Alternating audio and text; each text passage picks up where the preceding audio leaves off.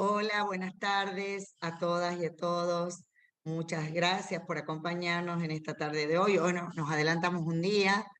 Ustedes saben que nuestros clásicos de la Asociación de Magistrados, de la Magistratura y la Función Judicial de Tucumán y del Centro Judicial Monteros son los miércoles y los viernes.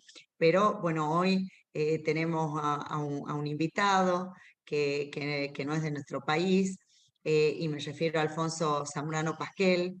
Y bueno, hemos tenido que adelantarnos por una cuestión de agenda, porque sí o sí lo queríamos tener a él el día de hoy. Va a hablar sobre un tema de suma importancia y de actualidad para nosotros, la narcocriminalidad, una aproximación crítica. Y bueno, les cuento un poco. Alfonso es profesor de Derecho Penal y Procesal Penal, Criminología y Política Criminal. Tiene estudios de posgrado en Derecho Constitucional. Ha publicado muchos libros, 58 libros en distintos países, en Argentina, en Chile, en Colombia, en Perú, en Ecuador, y tiene 5 libros en prensa. Para los que escriben, saben lo que cuesta, o sea que imagínense. Es autor del proyecto de Código Penal para Ecuador de 1995. Es coautor del Código Procesal Penal de Ecuador del año 2000. Ha publicado trabajos y ha sido conferencista y profesor invitado en España, en Colombia, en Brasil, en Argentina, en Perú, en Bolivia, en Chile, en Cuba, en Costa Rica, en Honduras, en México. Actualmente es profesor de posgrado en la Universidad Central de Ecuador y en la Universidad de Guayaquil. Tiene una página web que después la vamos a poner ahí en el chat para que ustedes la puedan seguir, que es www.alfonsozambrano.com. También se maneja mucho a través de su cuenta, de su canal de YouTube. Tiene 280 videos. Es comentarista junto a otros juristas del Código Penal argentino, obra de próxima publicación. Es el único autor extranjero que está participando. Es miembro de número de la Academia Mexicana de Criminología, de la Cámara Alta de Juristas de Brasil en temas penitenciarios. Es miembro de la Asociación Boliviana de Ciencias Penales y miembro cofundador de la Academia Ecuatoriana de Ciencias Penales y Criminológicas. Bueno, para nosotros, desde la AMT y desde el Centro Judicial Monteros, es realmente un honor tenerte en la tarde de hoy. Saben ustedes que este espacio lo hacemos con Mario Velázquez, con mi coequiper, así que le cedo la palabra a Mario para que termine con la presentación. Muchísimas gracias, Alfonso, por acompañarnos en la tarde de hoy. Seguramente va a ser muy provechoso, teniendo en cuenta su gran experiencia, su vasta experiencia, todos los conceptos que va a partir en la tarde de hoy. Muchas gracias y le doy la palabra a Mario. Hola, buenas tardes a todas y todos. Bienvenidos, un jueves, un día distinto. Bienvenido, Alfonso, a nuestro espacio. Es un placer y un honor poderte recibir desde acá de Tucumán a Ecuador. Contarles a quienes nos están escuchando que en nuestra vida apareció Alfonso en razón de una diplomatura que la Asociación de la Magistratura y la Función Judicial está realizando con la Universidad de Lomas de Zamora sobre Derecho Penal Internacional y Criminología. Alfonso es uno de los docentes de posgrado de dicha diplomatura, y a través, por supuesto, de un amigo en común, como no podía ser de otra manera, del querido Ricardo Basílico, es que hizo el contacto para que dentro de este espacio nosotros pudiéramos tener a un abogado de profesión liberal. Es decir, para el ciclo, Alfonso, es muy importante, si bien es cierto, han pasado y pasan gente que trabaja desde lo interno de las estructuras judiciales, fiscales, jueces, defensores, oficiales. También pasan abogados de pasillo, aquellos que, como algún colega dice, sufren la injusticia de la justicia en algunas situaciones. Nosotros también hemos ejercido la profesión y sabemos de lo que significa el ejercicio de la profesión liberal. Y la verdad que, Machi, desarrollando un poco tu historia de vida, eh, bueno, tenés la suerte de haberte codeado con los penalistas y criminólogos más importantes del mundo en todo este tiempo y en tu trayectoria.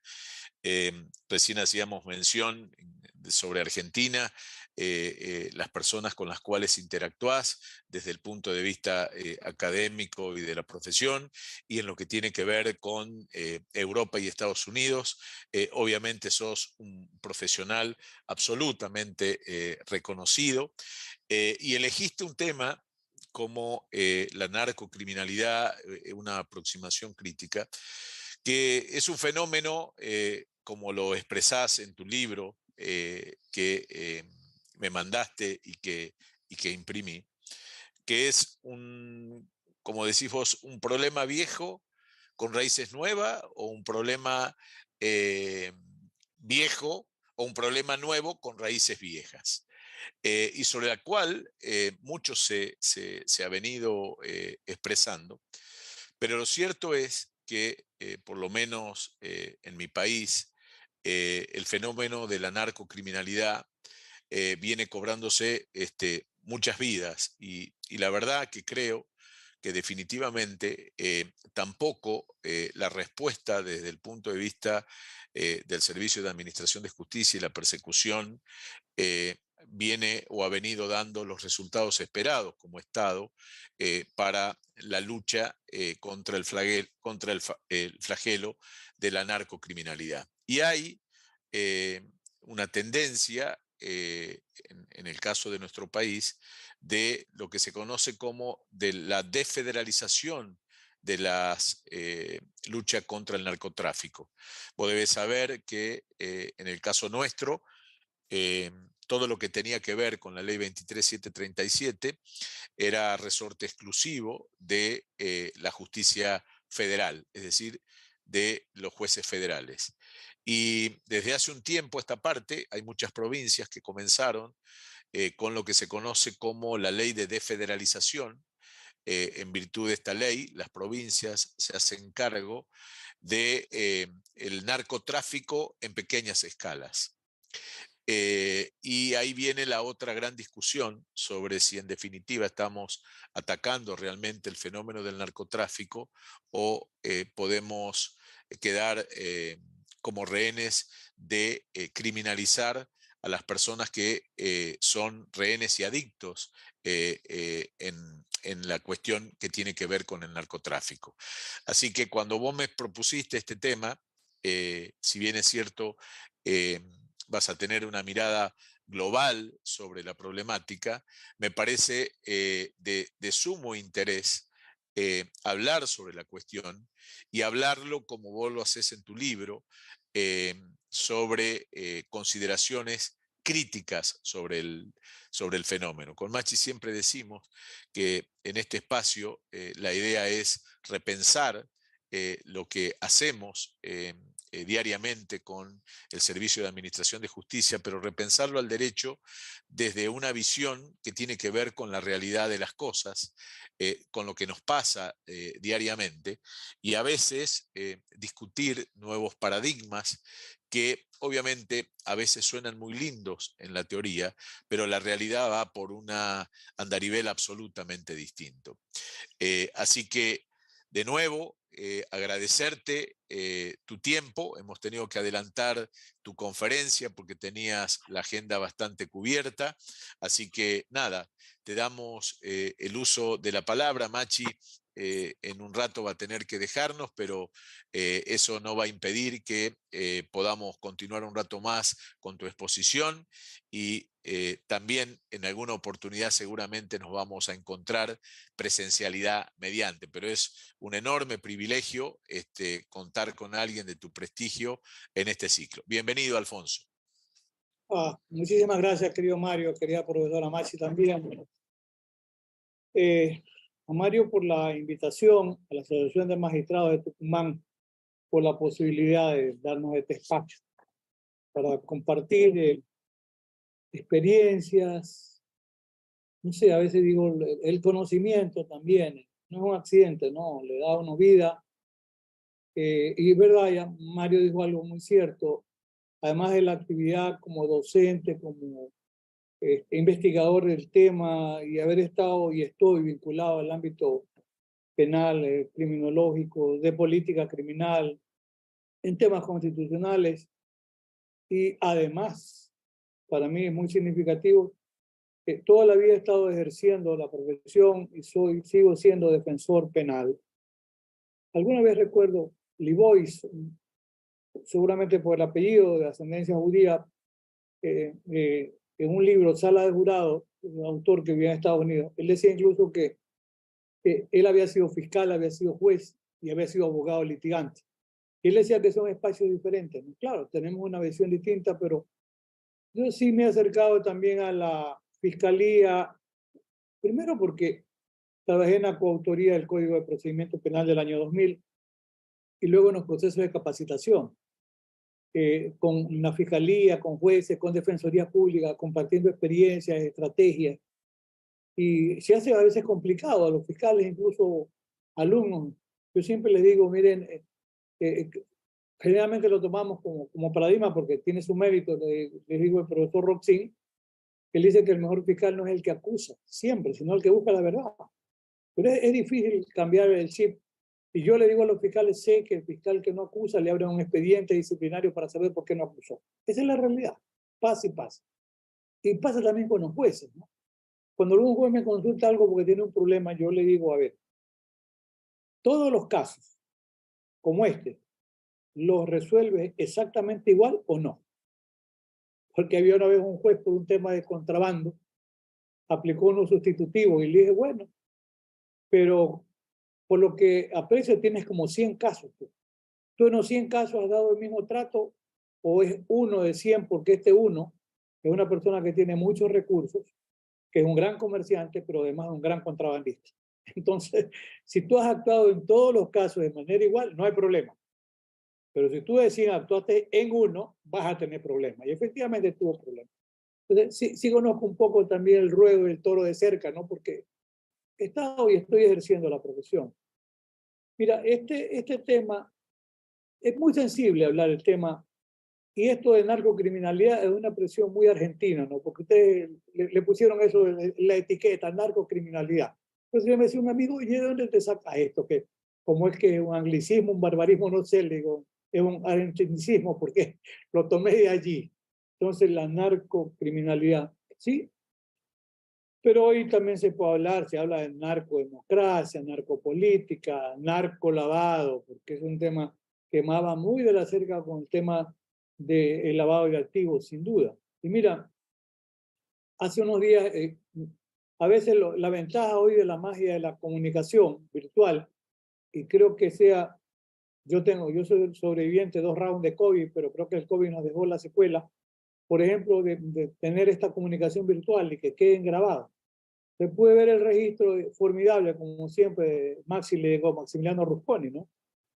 Y recordaba a Maximiliano porque yo lo conocí hacia el año 1990 y creo que porque Maxi se nos echó un libro de toda la historia de Maxi. Entonces, en 1990 él andaba de la mano con Alberto Binder. Alberto, yo le digo, era el gran evangelizador, ¿no?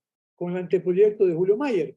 Lo recorrían por todas partes. Entonces, llegaron a Quito. Y en Quito dejaron un anteproyecto de Código Procesal para Ecuador en el año 1992. Yo concurrí a Quito porque, como anécdota, en enero del año 1991, por ahí, Ecuador prepara un código de procedimiento penal. Entonces, yo llamé a uno de los consultores ecuatorianos y amigo, poco mayor que yo, le dije, bueno, ¿y con qué línea van a trabajar? Me dijo, todavía no sabemos. No sabía nada en realidad. Y me digo, ¿y cuándo puedo saber algo para carnaval? Era en enero. Para carnaval lo llamé. Me dijo, ahí seguimos, ahí seguimos. llame para Semana Santa. Semana Santa le digo, bueno, ¿y cómo va? Bueno, estamos en el título preliminar. Esto era en abril. Y en mayo la noticia. Se presenta ante el proyecto de Código de Procedimiento Penal para Ecuador. Sucede que los convocados ecuatorianos no habían trabajado nada. Eran Binder y Alberto Rusconi.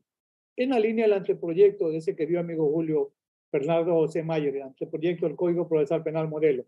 Allí conozco yo a Maximiliano, él recordaba ayer de los años 90, claro, 30 años menos, él estaba 5 años grabado, muy jovencito, y Alberto estaba allí. Yo llegué a Quito porque presentaban el anteproyecto, pero yo era profesor de procesal, me invitaron, pero nadie sabía el proyecto. Y me invitaron que yo hable sobre delincuencia juvenil, el tema que sí me gusta, ¿no? Yo hablo sobre, y escribo sobre política criminal juvenil. El libro que te envié, hay un trabajo sobre eso que fue para el libro homenaje a Elías Carranza. Y entonces nos pusimos a conversar en la parte externa de la universidad, en Quito, y me dice, me dice Alberto, vos sos amigo de Zafa, ¿no? De Zafarones. Le digo, claro, yo lo quiero mucho. Raúl es como un hermano mayor. Raúl se pone sonrojado cuando le digo eso porque es un poco mayor que yo. Entonces, no digo cuánto, pero es un poco mayor que yo. Entonces le digo, sí, claro. Me dice, ¿qué vas a hablar vos? Le digo, me han pedido que hable sobre delincuencia juvenil. Pero nos habíamos puesto a hablar, así informalmente, sobre el tema de el costo de la prohibición en materia de las drogas. Me dice, pero vos echaste una conferencia sobre eso, que es más interesante, 1992. Y terminé hablando como 1 hora y media, ¿no? En Quito. Pero la experiencia que yo voy a Buenos Aires para el año 94, por allí, o 95, invitado por el Senado de la República, extraordinario porque la sesión inaugural estaba Raúl Zaffaroni, don David El Tute Baigún y Alfonso Zambrano. Ojo, que quien moderaba era Elías Neumann. O sea, eran toros sagrados en realidad, porque al otro día hablaba Juan Busto y al otro día hablaba Luis de la Barrera Solórzano de México, etcétera. Entonces, he tenido esos privilegios. Y mira que Elías Neumann me dice, vos venite a la facultad para que me dé una conferencia. Él tenía un módulo de victimología. Y la victimología, el módulo era el debate por la legalización de las drogas, 1994. Yo le digo, Elías, pero ¿sabes qué? Yo no traje ningún material, yo vine a hablar del sistema penal y política criminal penitenciaria. Y me dijo algo que lo recuerdo con mucho cariño.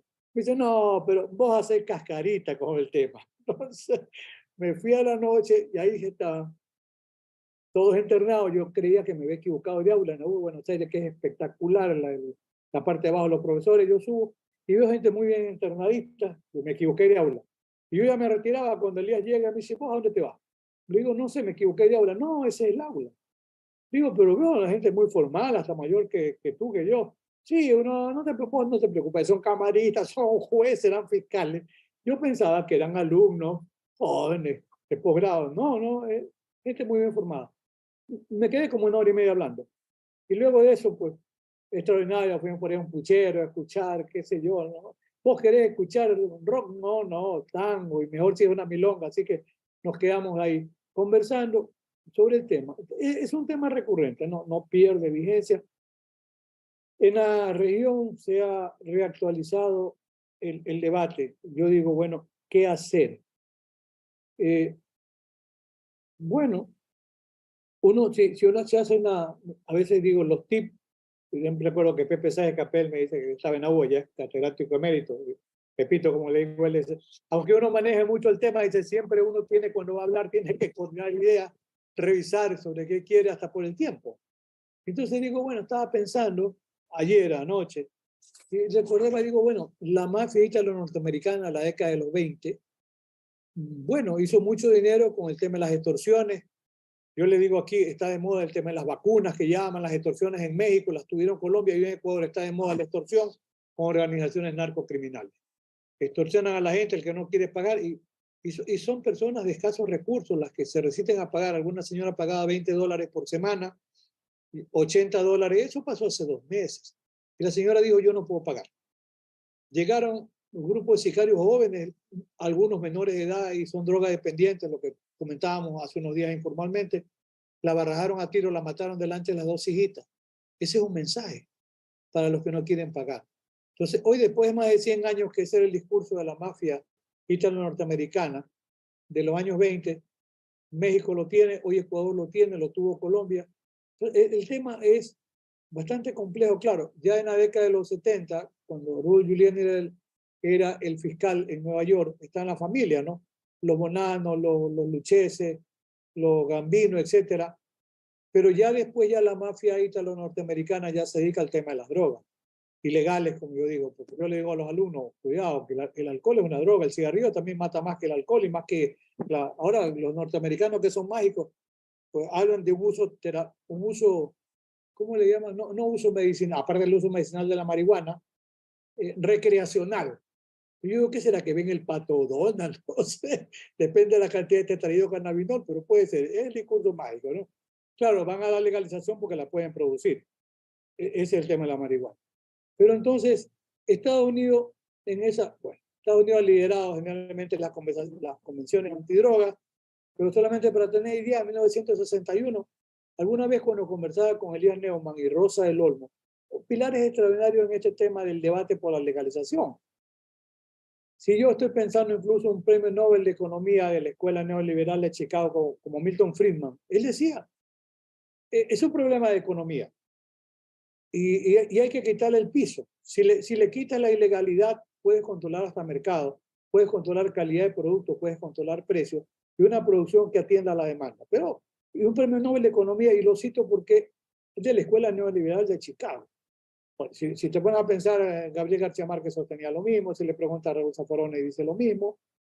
Es difícil en Ecuador, el doctor Zavala Vaquerizo, mi maestro y amigo, Edmundo Durán Díaz, mi compadre amigo con quien trabajamos en el procedimiento penal.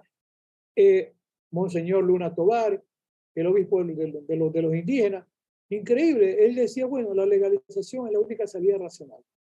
Entonces, Naciones Unidas en 1961 nos da una convención. Estaba en crecimiento el problema del narcotráfico y la narcocriminalidad, y se creyó que la primera respuesta era, vamos a sancionar al consumidor. Todavía algunos países siguen teniendo la idea. Yo recuerdo alguna vez el debate en Argentina, tengo un trabajo de Pepe Sáenz que dice, bueno, si alguien es mayor de edad, no es una persona con problemas mentales y quiere consumir, es problema de él que quiere consumir, pues. Si mañana alguien se quiere suicidar, es problema. Ya la instigación, auxilio al suicidio, algunas legislaciones lo tienen como delito, otras no. Pero dice, depende de la libre decisión. Pero hay la tendencia incluso a penalizar el consumo, como que era la gran respuesta. Ahora mismo Estados Unidos tiene mucha cantidad presa por ser consumidor. El presidente Biden dice que los va a indultar. Claro, está en pre-campaña política y demás. Pero después que los tienen presos, ¿no? Y en Estados Unidos, cuando yo tengo indicadores, pero el tiempo no nos dará para más, pero como de 1972-73 la población carcelaria en Estados Unidos no llegaba a 400.000. Y hoy pasa de los 2 millones. Hay un proceso de criminalización enorme y mucho vinculado a este tema de la narcocriminalidad. Claro, no se toca el tema de esa otra gran economía mundial subterránea que es el tema del tráfico y producción de armas, que eso generan alrededor de 800 mil millones de dólares por año. Y hoy mi hija me enviaba un ecuatoriano, como decía Raúl a veces, dice, la cárcel es para los tontos, los fracasados. Cuando conversamos coloquialmente dice, es para los pendejos. Claro, los grandes capos no caen. Y ahora veía a un ecuatoriano joven de 28 años condenado a 22 años de cárcel. ¿Por qué? Porque enviaba armas de contrabando. Claro, él no estaba autorizado para comprar en Estados Unidos, va a un procedimiento abreviado. Claro, sabemos que el 97% de la gente está condenada con procedimiento rápido, se declara culpable porque si no le dice el cuco. Claro, ya vi que la pena que le decían que podían imponérsele era de 35 años. Y va a procedimiento rápido. Pero no sé, creyó que le iban a poner menos, pues le acaban de poner 22 años. A un joven de 28 años por enviar, no digo que esté bien, que envíe armas de contrabando a Ecuador, que ya voy a conversar un poco ya el tema, entrando en calor, que es lo que nos pasa, por ese híbrido, armas, drogas. Entonces, luego viene la Convención de 1971 en Naciones Unidas. Dijo, no solamente a los consumidores, vamos a penalizar al tema de los que comercializan precursores, etcétera, porque si le quitamos la base del precursor no van a llegar al derivado. Falso, porque si éter, acetona, etcétera, yo leo mucho sobre el tema y veo que incluso utilizan para macerar la hoja de coca gasolina incluso de avión. Y si falta algunos componentes, utilizan también cemento, que debe ser de una toxicidad mayor que la otra, ¿verdad? Pero, o sea, hay como macerar y cómo macerar. Entonces, después de eso dicen, no, no, como que nos falta. Y llegamos a la Gran Convención de 1988, que es muy importante porque por primera vez se dijo, a ver, vamos a tratar de combatir las bases económicas de la delincuencia organizada que proviene de la narcocriminalidad. Y para eso, por primera vez se penaliza el lavado de activos. 1988 en la Convención de Viena de Naciones Unidas. Y se dice, bueno, ahí aparecen las entregas vigiladas, los agentes encubiertos, la gente de la TOR, Cooperadora, Asistencia Penal Internacional y demás. Ya hay, y yo le digo a los alumnos, por las realidades, la penalización también para los asesores. Yo le digo a mis alumnos, cuidado los abogados, arman compañías que son compañías de papel, las venden. Y es complicado porque, mira, un abogado ecuatoriano, y yo lo he puesto aquí como parte de los temas que deben ser tratados en el tema del abogado. Ahí sí nos interesa, por supuesto, todo, igual que en el tema del lavado de activos. Pero el tema de la droga, y esto es de los años, porque la ley de droga nuestra es la 108 de 1990, una copia de la Convención del 88 de Naciones Unidas de Viena, donde incluso había dos temas que fueron declarados luego inconstitucionales después de 3 o 4 años. El primero es que nunca ha sido en el Ecuador delito ni la tenencia ni el consumo. Dije, bueno, pero la ley 108 de 1990 sancionaba la tenencia para consumo, que era un contrasentido. El acto preparatorio era delito y el acto consumado ya no era delito. Yo le decía a los alumnos de la universidad, a la señorita no le gustaba, le decía, si alguien carga aquí algo, mejor hay que fumárselo. Y la señorita se puso medio molesta, entonces le digo, bueno, no lo fumamos, le digo, para así evitamos la criminalización cuando vamos por la calle a ver, y esto se queda preso porque tenía para consumir. Era un contrasentido, finalmente se declaró inconstitucional.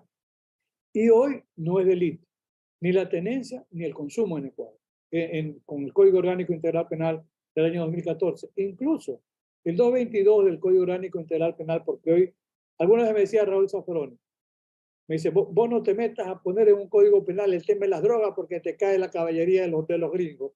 Bueno, está en el Código Orgánico. Hay cuestiones interesantes. Y me decía Raúl, tampoco, cuidado, está pensando que nos guste la idea de despenalizar el aborto porque te cae la Iglesia Católica y te excomulga. Son temas casi, ¿verdad?, vedados. Cuidado, no tocarlo porque se cae el código al piso. Pero fíjate que el Código Orgánico me parece que tiene cuestiones interesantes, como que haya escalas para la penalización. Pero yo hago una diferencia. Me parece que la escala para presumir consumo es caballo de Troya. Porque no es lo mismo el consumidor pobre que el consumidor hijo de papá, que tiene mucho dinero, porque, como yo le digo a mis alumnos, se le va fumando el negocio del papá. Pero el que no tiene recursos, a veces le dan hasta gratis que pruebe, después lo van seduciendo con la idea. Hay una droga altamente adictiva que está de 2 o 3 años aquí de moda en Ecuador y en Guayaquil en particular, pero que ya como que no le paran bolas, se llama H con H. Es un derivado que tiene algo de cocaína. Tiene heroína. ¿Cómo es posible si la heroína vale 5 o 7 veces más que la cocaína?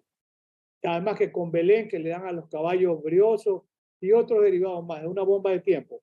La venden en las dosis 75 centavos de dólar y las primeras hasta se las regalan a los chicos en las escuelas y colegios. Ahora como que ya no se le da mucho escándalo, se deja pasar. Pero ese chico pobre pasa con un problema muy complejo que hay que tomarlo en consideración. Ese chico pobre, una vez que ya no le dan gratis, ¿verdad?, comienza a robarse lo que puede en la casa, después se le roba algo al vecino, comienza a vender. Luego le dicen, mira, pero vos mejor, ¿por qué no vendes y te queda la ganancia? Hasta ahí era relativamente tolerable. Parece un contrasentido, pero ¿por qué lo digo? Porque ese muchacho joven salta a la cerca. Y un día le dicen, ¿sabe qué? Pero si tú puedes ganar más dinero, que es el problema que hoy tenemos, te hacemos el encargo, aquí hay una Glock, te vamos a enseñar cómo se dispara, una 9 milímetros, una Sig Sauer, y te damos un trabajo. Tú matas a alguien y vas a ganar lo que tú no te ganas. microtraficando, que es el problema que tenemos. Mira, esta semana justamente escuchaba decir que hay alrededor de, en un país que tiene 18 millones de habitantes aproximadamente, Guayaquil, que es la capital donde yo vivo, la capital económica, la capital política es Quito, con Quito 2,5 millones, Guayaquil más o menos 3 millones, con una población flotante de 500,000 personas que vienen día a día, porque es el nervio económico del país, Guayaquil, puerto, aeropuerto, etcétera. Pero esta semana he escuchado decir que la delincuencia que está acá en la narcocriminalidad, este momento tiene un efectivo de alrededor de 20,000 personas que tienen armas. 20,000 personas que tienen armas, es impresionante. Y entonces tienen rifles de asalto, tienen metrallas, utilizan tacos de dinamita, utilizan granadas, que ni las tiene ni la propia policía con rifles de asalto. Entonces, ¿por qué? Porque no hay control con el ingreso de las armas. Y mira, a veces se habla de narcopolítica y te voy a decir que tiene sentido quienes hablan de narcopolítica y te voy a decir por qué. Se hizo un escándalo hace poco tiempo y aquí en Ecuador, porque algún asesor de la presidencia, están las grabaciones, claro, aparentemente dejado hasta el país con el hijo, pero hablaban ahí que para controlar el puerto de Guayaquil, donde salen, o sea, hasta cuando yo conocía la cifra hace un año, alrededor de 1.200.000 contenedores. Querían manejar el puerto de Guayaquil, la carga. ¿Por qué? Como yo digo, porque es una puerta de vaivén, esa puerta giratoria, para la entrada de las armas sin control, que vienen unas por la frontera con Perú, que tiene libre importación de armas, y otras pueden ingresar por contrabando, en vehículos, lo que tú quieras. Entonces, es la puerta de vaivén, no hay control para el ingreso de armas, y la puerta de vaivén para la salida de la droga. ¿Y cuánto ofrecían? Unos dicen 15 y otros 30 millones de dólares por ser gerente de esa área en Puerto Marítimo de Guayaquil. No ha sido desmentido, pero como que hay otros escándalos y otros escándalos y otros escándalos. ¿Cuál es la realidad? A ver, Colombia sigue siendo el principal productor de cocaína del mundo. Colombia. Perú también produce mucha cocaína. Estados Unidos es el primer consumidor de cocaína del mundo. Y no lo desmienten, lo vuelvo a repetir. Está calculado que Estados Unidos consume alrededor de 400 toneladas de cocaína por año. Tiene siete bases militares. Había una en Manta, aquí cerca de Guayaquil. Para mí fue un error haber sacado la base de Manta, pero bueno, la sacaron. Claro, ahí me cae la gente pro Correa. Yo les recuerdo, oiga, cuidado, que yo he sido abogado defensor del presidente Correa. Pero yo estoy en desacuerdo. Pues. Creo que fue un error haber sacado la base militar de Manta, porque hoy en Manta hay brazos del cartel de Sinaloa, de Jalisco Nueva Generación, que son los más duros, del cartel del Golfo, 3 o 4 carteles peleándose el territorio de Manta, donde sale también harta droga. Entonces, mira, Colombia es el primer productor de cocaína. La expresión gráfica. El día que se jodió Ecuador, ¿cuándo? Cuando en Colombia hay un control para la salida de la droga y la droga sale por Ecuador. Perdón, por eso estamos jodidos. Porque, mira, y son indicadores que yo tomo en la propia policía. En el año, voy a los últimos años, el año 2020, 120 toneladas de cocaína decomisadas. Por eso cuando me envió, querido amigo Mario, un dato de Argentina, 6 toneladas, casi me río. Están asustados, 6 toneladas. Como ustedes tienen un nivel de violencia muy bajo, está bien. La muerte violenta por 100.000 habitantes, la de ustedes, por los últimos indicadores que vi, es 4.6. Estados Unidos tiene 6.8, a pesar de que no hay control en el tema de las armas, pero no hay tanto muertos, claro, también depende de la población. Pero Estados Unidos tiene la tasa por persona más alta en el mundo en cuanto a armas. En Estados Unidos, por cada 100 habitantes hay 120 armas. Es impresionante. Claro, por la segunda enmienda, ¿verdad? Eso es intocable. La única enmienda que se movió fue la 18, o el tema de la prohibición del alcohol, que dura 14 años, 1919 hasta el 1933, que dictan la nueva enmienda, me parece que es la 33, que dice no. ¿Por qué? Porque el nacimiento de la mafia norteamericana le hizo retroceder y decir, no, vamos a legalizar. El tema de las armas no, es un tema inmanejable. Entonces, fijémonos, Colombia tiene 7 bases norteamericanas. Y cuando estamos pensando, incluso Colombia recibió la ayuda con el Plan Colombia, que representó 20 años, 20.000 millones de dólares. Sí, desde la época del presidente Clinton, 1986 por allí. Pero es que el gobierno de Estados Unidos tenía 2 finalidades. Se decía que una finalidad era ver cómo se podía arremeter contra el narcotráfico y la narcocriminalidad. Y lo otro, ver el tema de las fuerzas insurgentes, la guerrilla, que en el fondo en Colombia terminó siendo una narcoguerrilla también. Mira, yo hace muchos años, tengo muchos amigos, quiero muchos amigos en Colombia. Yo hace muchos años decía, no, se está deslegitimando a la gente de izquierda, que después incluso van a actos de terrorismo. Ponerle un collarete a una señora, ¿cómo no va a ser acto de terrorismo y volarla? Que en algún momento pasó con la FARC. Pero luego se dan cuenta que era un gran negocio. Mira, cuando se crean, por ejemplo, las fuerzas paramilitares en Colombia, lo de Colombia es muy siniestro, pero es interesante, porque son ejemplos que no deben repetirse.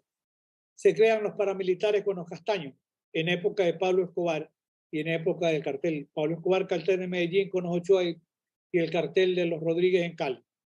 Pero surgen los paramilitares, los Castaños, y los Castaños después se dan cuenta y dicen, bueno, ¿por qué nos vamos a matar con la gente de Escobar y de Rodríguez? Ya que hay harto dinero. Y se convierten en grandes traficantes de drogas, también los paramilitares con las tropas de Castaño. Un poco, mira, la historia, y hay que repetirla, y hay que volverla a contar para que se sepa cuál es la dimensión del fenómeno. Mira, México tiene más de 200.000 muertos en esta guerra contra las drogas. México incluso tenía la unidad de élite. El comando de los Z era un grupo de la Armada Mexicana entrenado por los SEAL de Estados Unidos. ¿Para qué? Para combatir con los grandes carteles mexicanos, con el cartel de Sinaloa a la cabeza y los demás carteles de Tijuana. Bueno, están diseminados.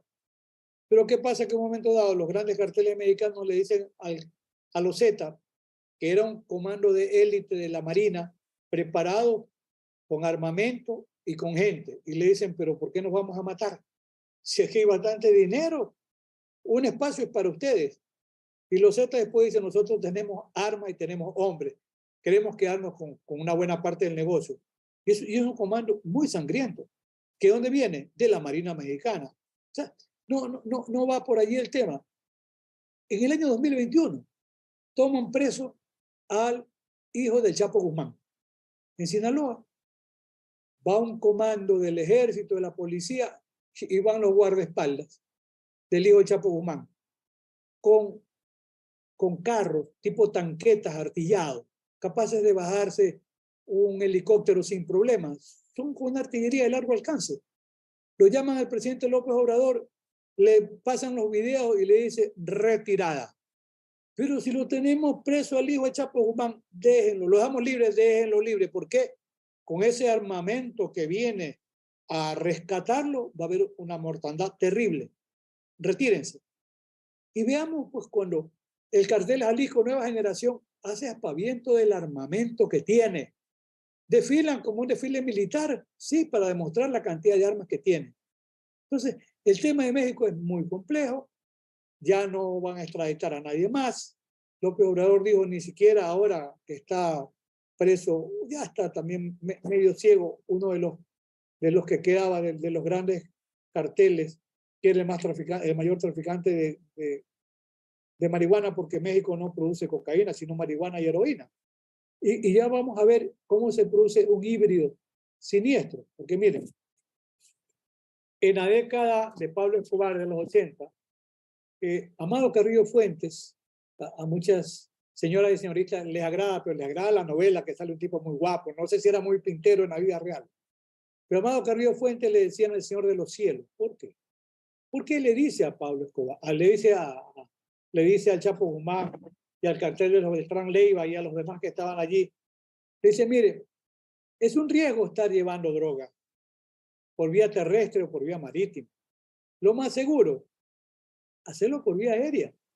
Él es el gran diseñador de la estrategia y por eso le decían al Señor de los Cielos, por la cantidad de aviones que surcaban el Señor de los Cielos. Él iba a Miami y compraba aviones de buena calidad, aviones tipo Cessna, de 4 motores. Yo digo que los compraba hasta con los gringos. Piloto norteamericano, vos que querés trabajar con nosotros, mira que te vas a ganar, y ya estás jubilándote.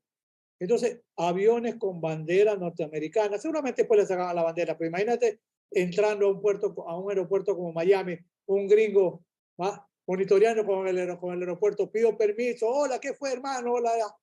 Y ahí, mira, hay uno de las tantas cosas, y esos libros de estar aquí en la biblioteca mía, que está en la casa y otra en la oficina. Mel Mentane, el hombre que hizo Llover Coca, es impresionante. Es un piloto norteamericano. Y yo debo creer muchas cosas, cómo utilizaban, más allá de la simpatía que uno puede haber tenido con el régimen cubano, pero es un mecanismo de supervivencia, la prohibición. Cómo tenían que llegar a Cuba para reabastecerse y tenían que pagar por $500 por cada kilo que llegaba. Contaban y traigan más, mejor y pase por aquí, reabastézcase. Y lo mismo pasaba con Nicaragua y es creíble, por supuesto que es creíble. Y Mel Mentane dice cómo echaban en los cayos de la Florida, en los aviones a baja velocidad, porque eran expertos pilotos norteamericanos, y ahí venía la gente en esas embarcaciones pequeñas a coger los pequeños paracaídas con cualquier cantidad de droga. Por eso el hombre que hizo Llover Coca. Mira, de la producción colombiana, Fabio Castillo, que seguramente es país de Medellín por el apellido, él escribió un primer libro emblemático en la época de los 80 que se llama Los jinetes de la cocaína. Extraordinario. Ahí están toda la familia, el abuelito, la abuelita, etc. Las primeras ediciones no salían. La segunda se la compraron, la primera le volaron hasta la imprenta. Y después ya Fabio Castillo se fue a trabajar al Departamento de Estado de Estados Unidos con ADEA, era un buen informante. Entonces, algunas publicaciones que yo tengo son tomadas de informaciones de Fabio Castillo. Él hablaba de los grandes paraísos fiscales, pero era para lavar el dinero de la droga, básicamente. Entonces, él dice ahí, en los paraísos fiscales, 70, 80, ahí está la lista, en algunos, una sucursal bancaria con $5.000 es un cuartito como este de 3x3 y ya, todo es transferencia electrónica. Las grandes lavanderías estaban allí en los paraísos fiscales. Y después hay otro libro que se llama Los nuevos jinetes de la cocaína, que eran los que reemplazaron a la primera generación de los Rodríguez, etc. Y luego hay otro, el título muy sugestivo, La Coca Nostra. Es interesante. Pablo Castillo escribe muy bien, además, y muy agradable. Pero en otro libro, Elías Neumann, Elías escribió una novela interesante, que es El Patrón, que llegó a hacer película. Ya la vi en la serie de Netflix. Netflix no nos da ni para chupar un mango, pero bueno, le hacemos propaganda gratuita. Y yo una vez le dije a Elías, oye, hay un libro de Álvaro Cañón que se llama El Patrón, que se llama El Patrón del Mal. Entonces, Elías, yo se lo busqué y se lo envié. Porque Álvaro Cañón describe la vida de Pablo Escobar. Pablo Escobar, de joven, él robaba lápidas en los cementerios. Y ojo, en Colombia, para aquella época, haber sido, démosle a Pablo Escobar 20 años, haber sido que en 1960, por los 70, Pablo Escobar venía a Ecuador a comprar cocaína. Increíble. ¿Eh? Aquí hay una ciudad en la provincia de Loja, cercana con Perú, que le llaman la Ciudad Blanca, le decía, Cariamanga. La Ciudad Blanca por la cantidad de cocaína que producía. Y Pablo Escobar venía a comprar cocaína en Ecuador, en esa época. Y entonces, los únicos 2 Rolls Royce en el país que habían en Cariamanga, 2 Rolls Royce, ¿no? Eran pesos pesados. Claro, después ya Colombia empieza con su gran producción cocalera. Pero en el tema de la narcopolítica, para tener idea de lo perverso y siniestro que puede ser el tema. El famoso caso 8000 en Colombia, que salpica al presidente Ernesto Samper Pizano por la campaña electoral. Mira, yo he leído reportes donde el contador, que era un ciudadano chileno del cartel de Cali, claro, encuentran la lista y le dicen $3 millones antes de la dolarización nuestra, estamos hablando de alrededor de 15 millones por lo menos ahora, fueron destinadas a la campaña del presidente Samper. Y dice el contador, es verdad. Mira, yo he leído incluso documentos donde el contador habría dicho que sí, fueron 3 millones para el candidato que ganó la presidencia. fueron 3 millones para el candidato que perdió, Misael Pastrana. O sea, ganaban y ganaban, sí o sí, con cualquiera de los dos. Claro, al presidente Samper no le costó la presidencia.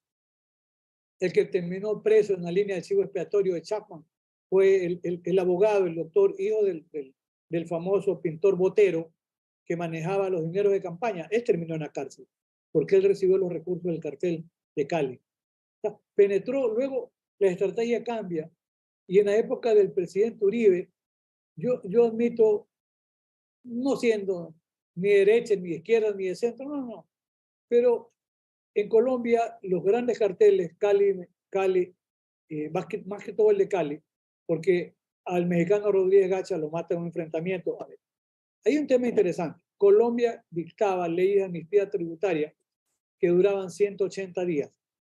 ¿Para qué? Para que traiga sus capitales del extranjero. Así pasó. Cuando al mexicano Rodríguez Gacha, que tenía una enorme cantidad incluso de lingotes de oro escondidos en cisternas que eran caletas, cuando él tratan de decomisarle mucho dinero y mucho oro, él reclama y dice, a ver un momento, en la época de amnistía tributaria, yo traje mis recursos, lo he invertido en industria automotriz, industria hotelera, en compra de equipos de fútbol. Yo traje mi dinero durante la amnistía tributaria. Él se declaró en rebeldía y finalmente en un enfrentamiento lo mató el ejército.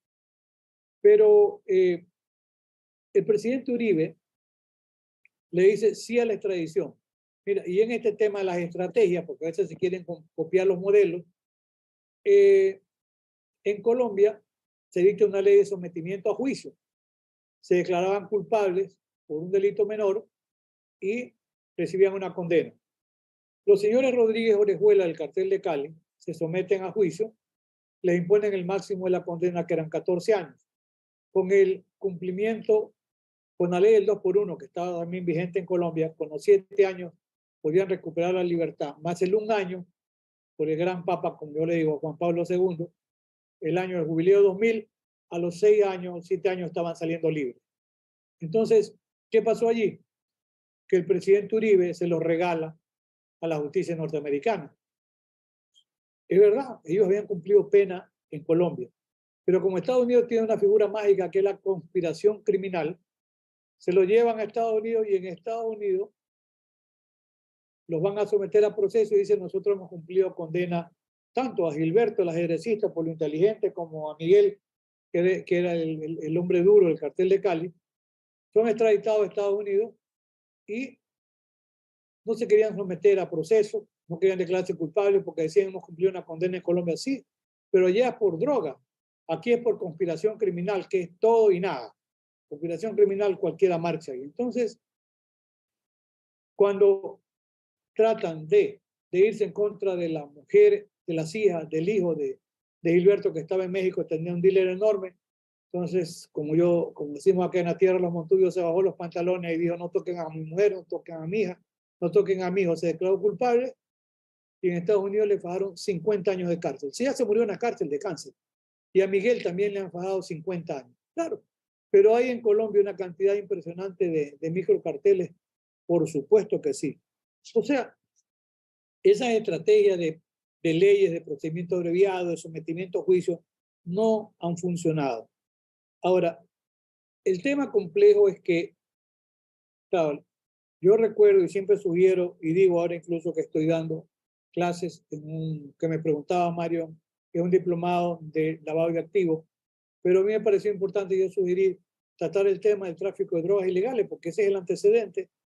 Y la Convención de Viena del año 88, que es la primera que trae el tema del lavado de activos, pero después, ya por las imposiciones del GAFI, las reglas de Basilea, etcétera, hay una propuesta de ir en la línea de penalizar el lavado de activos como un delito independiente y autónomo, línea en la que se fue Ecuador. Para el año 2002, la OEA me contrató a mí como experto ecuatoriano para trabajar con unos expertos europeos y unos expertos centroamericanos de las nuevas Naciones Unidas en el tema del anteproyecto de la ley de lavado de activos, que hoy el capítulo está inserto en el Código Orgánico Integral Penal.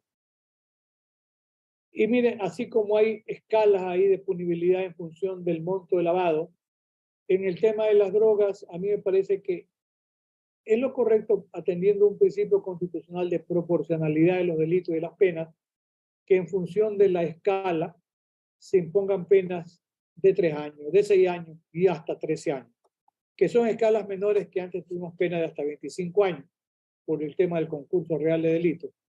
Pero, ¿por qué hablaba yo de caballo de Troya? Porque ese joven drogadependiente, ¿verdad? Si hay escalas mínimas, ese joven no va a andar pesando la que le venden.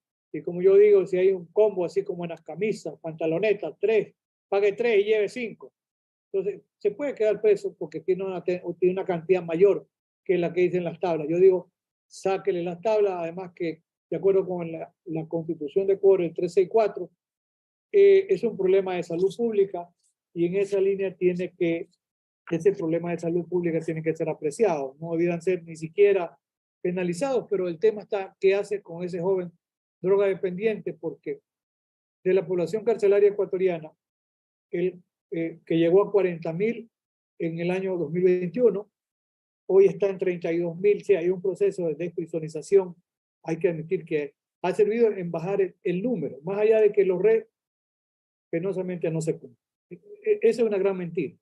En eso yo coincido con Raúl Zaffaroni, y él dice, yo no sé ni para qué sirve la pena, pero la pena está ahí. Por eso es que Raúl la paso a esa concepción de la teoría gnóstica de la pena. No está, pero no sabemos para qué, pero ahí está. Y para mí la pena hace muchos años puede ser legitimada bajo un concepto de retribución. La intensidad del mal, la afectación del bien jurídico es la que determina más o menos la posibilidad de medir el monto de la pena. Entonces, mira, en el año 2020, 120 toneladas de cocaína se decomisaron en Ecuador. En el año 2021 llegamos a 248 toneladas de cocaína. Y hoy estamos llegando a esa cantidad, más o menos. Cuando el presidente nuestro, de hoy en funciones, don Guillermo Lazo Mendoza, dice que durante su gobierno se han decomisado en un año, entre el uno y el otro, alrededor de 300 toneladas de cocaína. Yo digo, sí, debe ser. ¿Cuánto cuesta una tonelada de cocaína? Una tonelada de cocaína cuesta en Estados Unidos 20 millones de dólares. 20.000 dólares cuesta un kilo. En Europa, 60.000 dólares un kilo cuesta 60 millones de dólares. A un promedio de 40 millones de dólares, se cayeron 300 toneladas, sí es bastante dinero, son alrededor de 12.000 millones de dólares que se cayó de cocaína en Ecuador. Pero ¿cuánta cocaína se fue? Sí, vamos a ser muy generosos, porque la policía antes decía que podía escanear podía más que escanear, porque no hay escáner todavía. Te dijo el presidente que si iba a escanear el 100% de la carga, es una buena respuesta, pero hay algunos intereses que impiden el escaneo de toda la carga. Entonces, al momento, la policía dice que puede inspeccionar, a veces dice el 5%, el 7%, el 10% de 1.200.000 containers. Esa es la franja de porosidad. Y mira, como hecho cierto y real, por alguna consulta que me hace, había un comandante retirado de la Marina ecuatoriana, todavía joven. A veces en los mandos militares les cortan la carrera cuando son personas con cierta formación, pues el resto se encarga de eliminarlo, hay cuotas de eliminación, cualquiera que sea la causa. Y él se retira de la Armada y va a prestar servicio en una compañía que es la principal, la principal almacenera, la que maneja la mayor cantidad de containers. Y le decían comandante retirado de la Marina. Él apreciaba movimientos sospechosos en cierta carga, operada por cierta compañía. Y él le dice a los representantes legales, yo tengo sospecha que en estas cargas de esta compañía se está enviando droga, básicamente cocaína. Y le dicen, usted no fue contratado para hacer esa tarea, comandante. Usted preocúpese de lo que es seguridad, pero olvídese de estar verificando carga en contenedores. Un día, este comandante de la Marina le dijo a un capitán de la policía que parece que se manejaba bien, ese capitán, sí, mi comandante, yo tengo sospecha que en estos contenedores de esta empresa se está mandando cocaína. Bueno, dicen, la próxima vez que yo esté de turno, hacemos un operativo. Se hizo el operativo. Se descubrió 1 tonelada de cocaína en un contenedor. Mira, está la cantidad de droga. Esta semana, frente a El Salvador, se encontró una embarcación con 3 tripulantes ecuatorianos, 4, con 3 toneladas de cocaína. Esta semana, el martes. Si no sale por aquí, va por El Salvador, igual están presos, con 3 toneladas en una embarcación. O sea, no hay control. No hay control. Entonces, este comandante, por la información que da, se cae 1 tonelada de cocaína. Le hicieron un reclamo los gerentes de la empresa, que esa no era su tarea. Mira, pasaron pocos días y este comandante vivía cerca donde yo vivo. Él iba en un carro, no era un carro de alta gama, un carro que le habrá costado $20,000. Él llega al semáforo en rojo, detiene un rato el vehículo, se acercan 2 jóvenes y le abarrajaron 8 o 10 tiros y lo mataron. Lo mataron. Lo mataron como una respuesta. Y te digo una cuestión que dio Mario, antes del nivel de violencia que hoy tenemos, estoy hablando de hace 5 o 6 años. La esposa me fue a ver, me dijo con los 2 hijitos, me dice, mire, yo estoy en una guerra de nervios, me llama la policía, que donde mi marido tenía anotado nada, yo no sé nada, que dónde está la plata guardada, no tenemos plata, doctor. ¿Qué hago? Yo le dije, señora, mire, yo le sugiero algo. Váyase al consulado de Estados Unidos, pide una cita, cuénteles lo que está pasando, a ver si le dan una visa. Le dieron una visa y se fue a Estados Unidos esta señora. Porque ella ya tenía una guerra de nervios terrible a ella y a los hijitos, y lo asesinaron al marido. Y te hablo que esto fue hace unos 6 años. Ahora, mira, Ecuador en el año, mira, Ecuador en la tasa de muertes violentas por 100.000 habitantes, en el 2017 era de 5.8, un poquito más alta que la de ustedes. 2021, me pego el salto, 14.4. 2022 estamos entre 21 y 22 por 100.000. Poquito más abajo de Colombia, que está como en el 24, y México está con el 23. Y tal vez más alto que Brasil, que es el principal consumidor de crack en el mundo. Entonces, ese es el nivel de violencia cierto. ¿Y están asociadas a la narcocriminalidad? Sí. Mira, por lo que te decía, no hay control de armas, no hay control de drogas. Un episodio, cuando al Chapo Guzmán lo juzgan en Nueva York, aparece algo. Y después, como esto queda grabado, y le digo a mis alumnos, véanlo, y yo les digo, si entran a YouTube, lo hacemos barato, no nos dan ni para el mango. Bueno, yo tengo una cuenta ahí, me sirve, tengo más de 300 videos. Pero fíjate que hay un narco corrido mexicano, a mi capi Telmo Castro. Yo te voy a contar por qué. Esto aparece en el juicio contra el Chapo Guzmán en Estados Unidos. El capitán Telmo Castro fue militar en servicio activo al ejército ecuatoriano. Se retiró como capitán, estuvo preso por tema de drogas. Mira, en el juicio contra el Chapo Guzmán aparece porque, como decía hace un momento, cuando estaba la profesora amiga, México no produce cocaína. Se la ha comprado siempre a los carteles mexicanos, por eso es terrible ese híbrido. Entonces, cuando Amado Carrillo Fuentes va a negociar con el cartel de Cali, casi que lo secuestra, y eso lo he leído más de una crónica, Pablo Escobar, y le dice, bueno, ¿usted qué hace aquí, hermano? No, usted se fue a comprar la competencia, pero si yo también le puedo vender y de buena calidad. Mire, no se complique, cómprenos a los 2. Entonces Amado Carrillo Fuentes le compra los 2 carteles, ¿ya? Y entonces, y llegaba ahí, y él mismo era buen piloto, además, Amado Carrillo Fuentes. Llevaba aviones cargados de cocaína, compraba los 2 carteles. Ahora bien, ¿qué tenía que ver el capitán Telmo Castro? Que es la parte interesante. Llega un momento en que los carteles dicen, bueno, hay mucho control, ya hay más control de las bases aéreas norteamericanas en Colombia. Porque mira, y luego me refiero al tema del Plan Colombia, pero para concluir con la idea del capitán Telmo Castro, como yo le digo, era el cancerbero del infierno.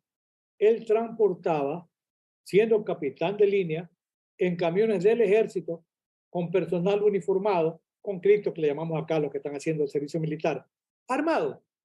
con camiones del Éxito que transportaba containers de cocaína. Le pagaban $100 por kilo. Una tonelada, $100.000. Y antes de la dolarización o por ahí, 10 toneladas, $1 millón.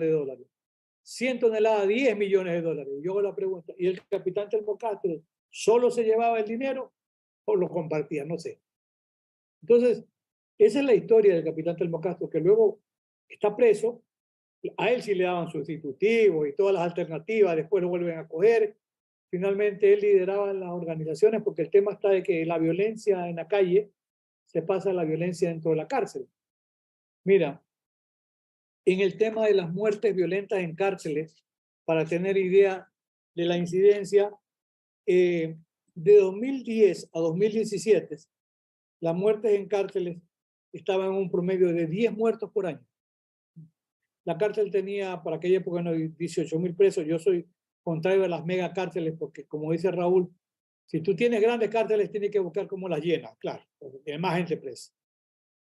Las muertes violentas en cárceles van subiendo a 32, luego suben en cárceles a 58 en el año 2020. En el año 2022 hay más de 400 muertes violentas en cárceles ecuatorianas, con una población carcelaria que llega a ser de 40.000. ¿Por qué hay tanta muerte dentro de las cárceles ecuatorianas? Por este híbrido. Porque dentro de la cárcel se manejan organizaciones criminales que están incluso identificadas. El uno está identificado con el cartel de Sinaloa, con Alico Nueva Generación, con el cartel del Golfo, etc. Y en consecuencia, desde la cárcel se organizan muchas actividades. Tráfico de drogas, tráfico de armas, secuestro de personas, secuestro de vehículos, extorsiones. Incluso, yo he escuchado en expresión, ya hoy está tercerizado el sicariato. Vas a la cárcel y contratas. Mataron a un presentador de televisión hace apenas un año. Se descubrió que dentro de la cárcel se contrató a los sicarios. Ya el que estaba en la cárcel estaba cumpliendo pena. A los sicarios se los detuvo, uno menor de edad. Lo que no, ahí se cortó la línea de conocimiento porque no se sabe quiénes estaban atrás de la ejecución de Efraín Ruales. Entonces, el Plan Colombia, que duró 20 años, ¿qué objetivo tenía? Tenía dos objetivos. El uno lo consiguen bastante bien, que fue tratar de desmantelar la organización básicamente de la FARC, del ELN. O sea, estos comandos, yo recuerdo que una vez la FARC llegó a tener 20.000 efectivos, era un ejército, a los que le pagaban. ¿Y de dónde podía salir el dinero? Del narcotráfico. Claro, llega un momento en que ya los grandes carteles y los dueños de la droga, que eran víctimas de secuestro, ellos o sus hijos le dicen a las organizaciones de la FARC y compañía, pero no nos compliquemos. Ustedes nos pueden dar protección y nosotros les vamos a dar un porcentaje de la producción cocalera. Por eso se potencia la FARC, porque una parte le pagan en dinero. ¿Para qué? Le pagan dinero para poder, a su vez, mantener económicamente ese ejército, un ejército de 20.000. Hoy están, creo que en 5.000 y no más. Y el resto, los grandes carteles, ¿qué hacían? Los aprovisionaban de armas. A ver, una lista. Necesito lanzamisiles, necesito ametralladoras, necesito bombas, necesito esto. Aquí está todo lo que ustedes necesitan. Entonces se fortalece la FARC. El Plan Colombia tenía la finalidad de desmantelar a las organizaciones como la FARC, como la ELN, y en eso, en alta medida, sí sirvió el Plan Colombia. Porque el ejército colombiano, Colombia tiene, ustedes están como en 42 o 43 millones de habitantes, me parece por allí. Colombia está como en 50, 51 millones de habitantes, pero Colombia tiene un ejército de 500.000 de personas, 500.000 personas. Ecuador, entre el ejército y la policía, apenas llegamos a 100.000, 105.000. Entonces, tienen un ejército que recibió entrenamiento, recibió armamento, pero básicamente yo sostengo que la estrategia norteamericana fue tratar de combatir al tema de la FARC. Y eso lo consigue, mira, llegan a una suerte de armisticio, entregan armas, algunos van en proceso democrático, etcétera, un poco como lo que pasó en El Salvador, etcétera. Pero en el tema del tráfico de drogas ilegales, es una lucha perdida. Hay más producción cocalera en Colombia. Por eso es que la propuesta del presidente Petro, a mí me pareció, en estos tiempos, yo le digo a mis alumnos, hay que leer el manifiesto de Málaga, de España, de 1990, que es 2 años después de la Convención de Viena de 1988. Es extraordinario porque el manifiesto de Málaga hace referencia a desmantelar las bases económicas de la delincuencia organizada. Ir en un proceso no inmediato, pero un proceso a largo plazo de una propuesta de legalización, que es para mí la única salida posible y razonable, como decía Len Neumann, Rosa del Olmo y otros más. Pero fíjate que en este momento tenemos una guerra perdida y para el caso de Ecuador una guerra sin cuartel, donde la policía no tiene recursos, se pone a la policía para que cuide las cárceles, no son funciones propias de la policía, no son funciones propias. Yo he dicho 3 o 4 veces en el libro que te mandé sobre, que te hice llegar en formato digital, después habrá la oportunidad de hacerlo enviar en formato físico. Yo digo, a ver, en un plan donde la policía se toma la cárcel, ¿ya? ¿Qué es lo que tiene que hacer la policía? Primero, sacar las armas. En segundo lugar, tiene que desarticular la organización. A los líderes o jefes que están identificados porque están divididos, los carteles ya manejan diferentes pabellones, tiene que aislarlos, que existe una cárcel de máxima seguridad, La Roca. Y además tiene que cortarles la comunicación. Como decía bien un amigo, sí, claro que tienen derecho humano los presos, pero no tienen derecho humano a tener un celular para organizar matanzas, ni tráfico de drogas, ni sicariato. Esos no son derechos humanos del preso. Pues. Yo le digo, pongan un teléfono monedero para que se puedan comunicar, pues si ese es el punto. Entonces, no hay control y ingresan las armas en el camión de la comida. El primer filtro de ingreso a la cárcel está manejado por la policía. Ahí recuerdo que alguna vez tenían hasta un pequeño escáner. Y disculpa la expresión, a nosotros los abogados nos ponían en pelotas a ver qué llevábamos. Nada. ¿Qué cree que llevo, señor? Por si acaso, todo no tiene corta uña. Un día yo le dije, ya medio cabreado, le dije al guión, ¿pero qué ingresan armas sin control? ¿Nos está acusando de algo? No. Le digo que ingresan armas sin control, no le digo que usted permite el ingreso. No se la tome así tan a lo personal. Pero es verdad, no hay control. Tienen francotiradores en las cárceles. Son hechos reales. Si no, ¿cómo explicas tú 440 muertos hasta hoy en un tema que no para, que no cesa? Y mira, ejecutaron al fiscal de Paraguay. Dicen que el Comando Vermelho de Brasil o Vermelho lo vio en Cartagena, medio torpe también. Va a la luna de miel a Cartagena, sube las fotos en el Facebook, que está ahí, sin guardia, sin nada. Y él llevaba unos procesos de delincuencia organizada contra narcos brasileños. ¿Qué hicieron? Lo hicieron ejecutar. Ahora, no sé, he leído incluso un dato de que en esos comandos de ejecución habría algunos ex militares colombianos ya pensionados, que están jóvenes. Y mira que en el asesinato al expresidente de Haití también, o al presidente de Haití en funciones, también habían algunos ex militares colombianos. Aprendieron a manejar las armas y de pronto alguno encontró que un gran negocio era convertirse en sicario. Se dan cuenta cómo la gran conclusión es que no es el enfrentamiento que tenemos hoy, es un enfrentamiento que no nos va a permitir salir de este enorme atolladero. Y mira, yo decía a los abogados, conocía casos real, un abogado en Ecuador que hacía compañía, y le digo a los alumnos, tengan cuidado, un abogado que fue incluso magistrado, era profesor de universidad y se dedicaba al ámbito societario.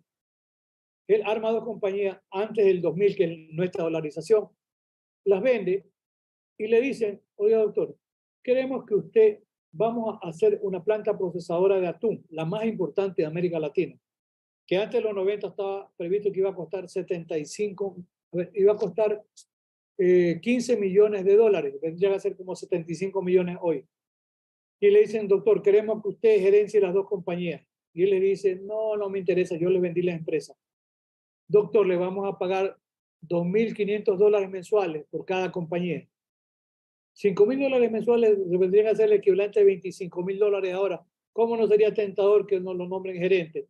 Pero él tuvo el cuidado y le dice, bueno, la única condición es que porque atrás de eso había sectores, empresarios colombianos. Él le dijo, bueno, pero la condición es la siguiente. El dinero tiene que venir desde bancos norteamericanos, Chase Manhattan Bank o Citibank, a Banco Norteamericano de Guayaquil, Ecuador. Y el dinero llegó bancarizado. Y sucede que después hay un operativo porque cae detenido un ciudadano norteamericano, me parece Gordon West, incluso sobrino de un senador en la Florida, en Estados Unidos. Y entonces querían que el doctor dé información. Él dijo, ¿qué información yo les voy a dar?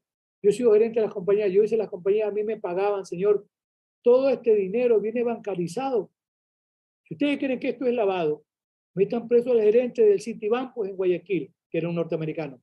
Metan preso al gerente de Chase Manhattan Bank en Nueva York, pues ellos deben saber si este dinero era chueco o no. Pero ojo, mira, ¿cómo termina la historia de este abogado? Él fue condenado por lavado de activos. No quiso cooperar, no quiso dar información. Él fue condenado a 7 años de cárcel, a 8 años de cárcel. Con el 2x1 y el jubileo 2000 por el buen papa, salió a los 3 años. Se mamó 3 años en la cárcel. Su vida quedó destruida, fue terrible. Y yo he conocido otros casos de un empresario, un caso Marfuca, hay un libro mío publicado sobre el tema.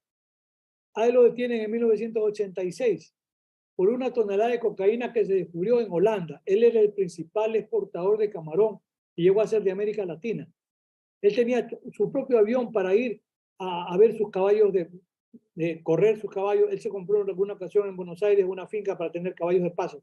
Era un empresario exitoso. Hay un operativo, una tonelada de cocaína en Holanda, viene en ese tiempo, la DEA estaba aquí con la llamada Interpol, lo meten preso. ¿Sabes cómo termina la historia? Y lo menciono, que tiene mi misma edad, Carlos Emilio Vélez Rain. Estamos a 2022. Esto fue en 1996. No tenían cómo condenarlo. Él salió con la caducidad de la prisión preventiva. Yo lo he defendido durante todo este proyecto. Hemos envejecido juntos, como yo le digo a Carlos Emilio, porque tenemos la misma edad. Mira, el Estado ecuatoriano nunca pudo juzgarlo. Dejaron que prescriba el ejercicio de la acción penal, que prescribió en 20 años, y el Estado hoy todavía no lo indemniza. Mira, en un acuerdo reparatorio está determinado que al tiempo que le secuestraron sus bienes, valían $2 millones. Están con avalúo de peritos del propio Estado. Y el Estado no le va a negociar, no va a negociar, le digo a Carlos Emilio, tal vez en el infierno consigas una reparación, no seas así.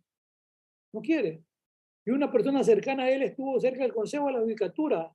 Era el gerente del Consejo de la Judicatura. Pasaron 2 años y nunca ni siquiera le señalaron audiencia. Esas son las duras realidades. Entonces, a Carlos Emilio le destruyeron la vida. ¿Y qué pasa con los abogados? Para ir concluyendo por el tiempo.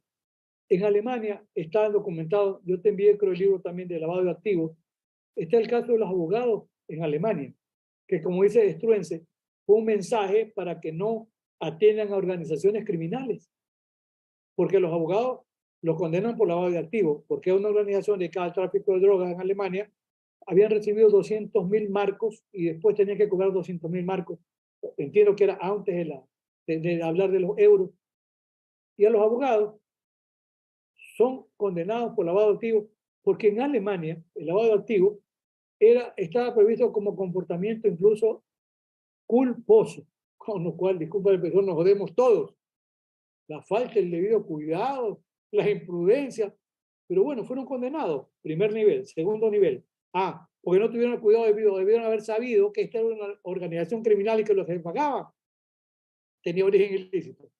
Y por comportamiento imprudente los condenan. ¿Cómo se salva la campana? Gracias a que ese extraordinario jurista, como era Winfried Hasselberg, el papá, como vio el derecho penal simbólico, pero que era presidente de la segunda sala del Tribunal Constitucional alemán. Y ahí no era derecho penal simbólico, era constitucionalismo efectivo. Él es el ponente. Y dice, en la clásica expresión alemana, analiza la constitucionalidad de la disposición en materia de lavado de activos. Y Hassemer dice, ellos actuaron de acuerdo con un mandato constitucional que garantiza la inviolabilidad del derecho a la defensa. Y esto que tiene el Código Penal alemán es inconstitucional. La penalización por imprudencia, y utiliza esa expresión, se expulsa del plexo normativo. Y gracias a eso recuperan la libertad. Impresionante.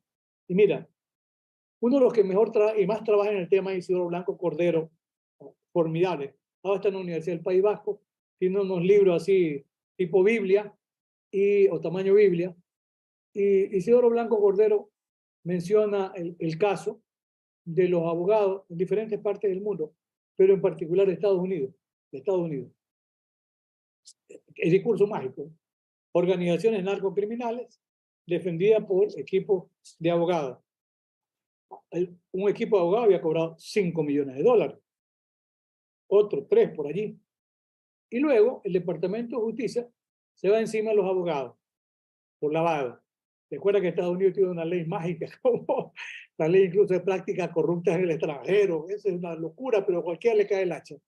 Ahora mismo hay presos ecuatorianos por temas, pero vinculados con actos de corrupción, más que con el tema de drogas. Y entonces, a ver, ¿qué ha pasado con los abogados en Estados Unidos? Que el Departamento de Justicia enderezó reclamos. Y entonces la gran barra de abogados, la American Bar Association, ha reclamado hasta la Suprema Corte de Estados Unidos. ¿Por qué digo que el discurso es mágico? Vieron a ver. Claro, aquí está la quinta enmienda, garantiza el derecho a la no incriminación, la sexta, el derecho a tener la garantía del derecho al debido proceso. De manera que sí, es verdad, este es el país que es paladín de la democracia. Perseguir al abogado no es lo que debe hacerse. Tú dices, está bien, claro, pero, a ver, no debe penalizarse la actuación del abogado. Pero como esos recursos tienen origen ilícito, porque provienen del narcotráfico, en esta guerra contra la narcocriminalidad, ningún abogado puede beneficiarse de recursos que tienen origen ilícito y procede el decomiso o la incautación. Se pierden los honorarios. Señores abogados, defiendan. Ustedes pueden defender pro bono, la patria les va a agradecer y los narcos les van a agradecer, pero ustedes no tienen derecho a beneficiarse con ese dinero que tiene origen ilícito. Y lo habían declarado y habían pagado impuestos. Pero mira que fueron decomisados. No sé, para concluir, cómo habrán los abogados del Chapo Guzmán, cómo habrán cobrado honorarios y a dónde. Porque por la ley de prácticas corruptas en el extranjero, te llevas el recurso fuera y te van a perseguir. Vas a algún paraíso fiscal y descubren que tienes cuentas allí siendo abogados norteamericanos, peor, todavía terminas en la cárcel. No sé cómo estarán negociando, cómo habrán hecho, porque por supuesto que hay mucho dinero y de verdad. Entonces, en conclusión, sin duda, yo me he convencido que esta es una guerra perdida. Esta es una guerra perdida. La única salida razonable y racional es pensar en una legalización que no significa de modo alguno incentivar el consumo. No, no. Al contrario, como yo digo, ni cigarrillo fumo. Y hoy ni siquiera alcohol bebo, ya por la edad también, ya estoy jubilado. Entonces, bueno, el vino sí es interesante, no es bueno para las coronarias y todo lo demás. Pero en el fondo, es una guerra perdida. ¿Cuál es el gran y gravísimo problema? Que el 80% de esos $500 mil millones que más o menos se lavan, el 80% se queda en la banca del primer mundo. Ese es el problema. Si le sacamos $400 mil millones de la banca del primer mundo, no sé, yo creo que podría quebrar la economía mundial. Podría quebrar. Ese es el gravísimo problema y eso es para mí muy difícil, por no decir imposible, en la línea de la legalización. Querido Mario, quiero agradecerte 1.000.000 por el tiempo, la bondad y la generosidad de escucharme también. Bueno, Alfonso, ha sido muy, muy clara tu exposición y un paneo histórico de los grandes fenómenos de los carteles que obviamente desde mi lugar uno conoce a través de las series que vos hiciste mención, pero la información empírica que tiraste como consecuencia de todos tus estudios criminológicos sobre esta problemática, no me hacen más que pensar en la culminación de tu charla. De que sea una lucha perdida, en el sentido de que definitivamente las variables económicas que hay detrás de esto son lo que no vamos a poder derribar jamás. Alfonso, lo acabas de decir, que hay detrás de los famosos delitos de cuello blanco, como suele expresar Raúl Eugenio. En esta cuestión, nunca sabremos, o mejor dicho, uno puede suponer que detrás del lavado de dinero existen obviamente los paraísos fiscales, lo que cuesta, vos lo pones en tu libro, lo que cuesta habilitar una cuenta, habilitar una entidad financiera en esos lugares, y que está obviamente por lo que expresaste directamente relacionado con esta problemática. Y creo que quizás los países como el nuestro deberían replantearse esta cuestión, porque vos también lo decís con claridad. El hecho de la despenalización no lleva aparejada la desregularización del mercado y el control, porque ahí inclusive relacionado con una política que tuviera que ver con la salud pública, qué es lo que uno consume, qué es lo que consumen los jóvenes, qué es lo que consume un sector muy importante de la población que lamentablemente sufre una enfermedad como la adicción al tabaco, como la adicción al alcohol.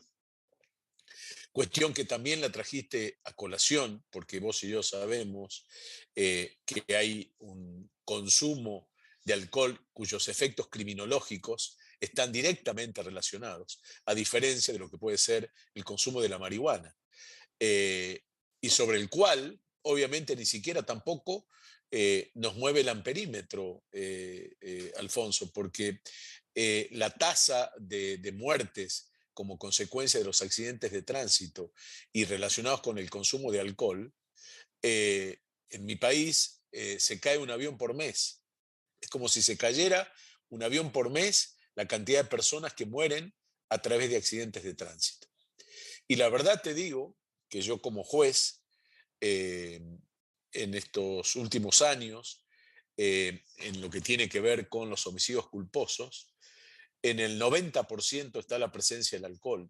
Y por supuesto que el legislador, por suerte, dio una respuesta a través de, seguramente conocés el artículo 84 bis del Código Penal, donde aparecen las agravantes por ese obrar negligente, que tiene que ver con el consumo de sustancias tóxicas o inclusive el consumo del alcohol, y dejar de una vez y para siempre el tema de la figura del dolo eventual, que era una respuesta del ejercicio del derecho punitivista sobre esta cuestión, pero que no se trabaja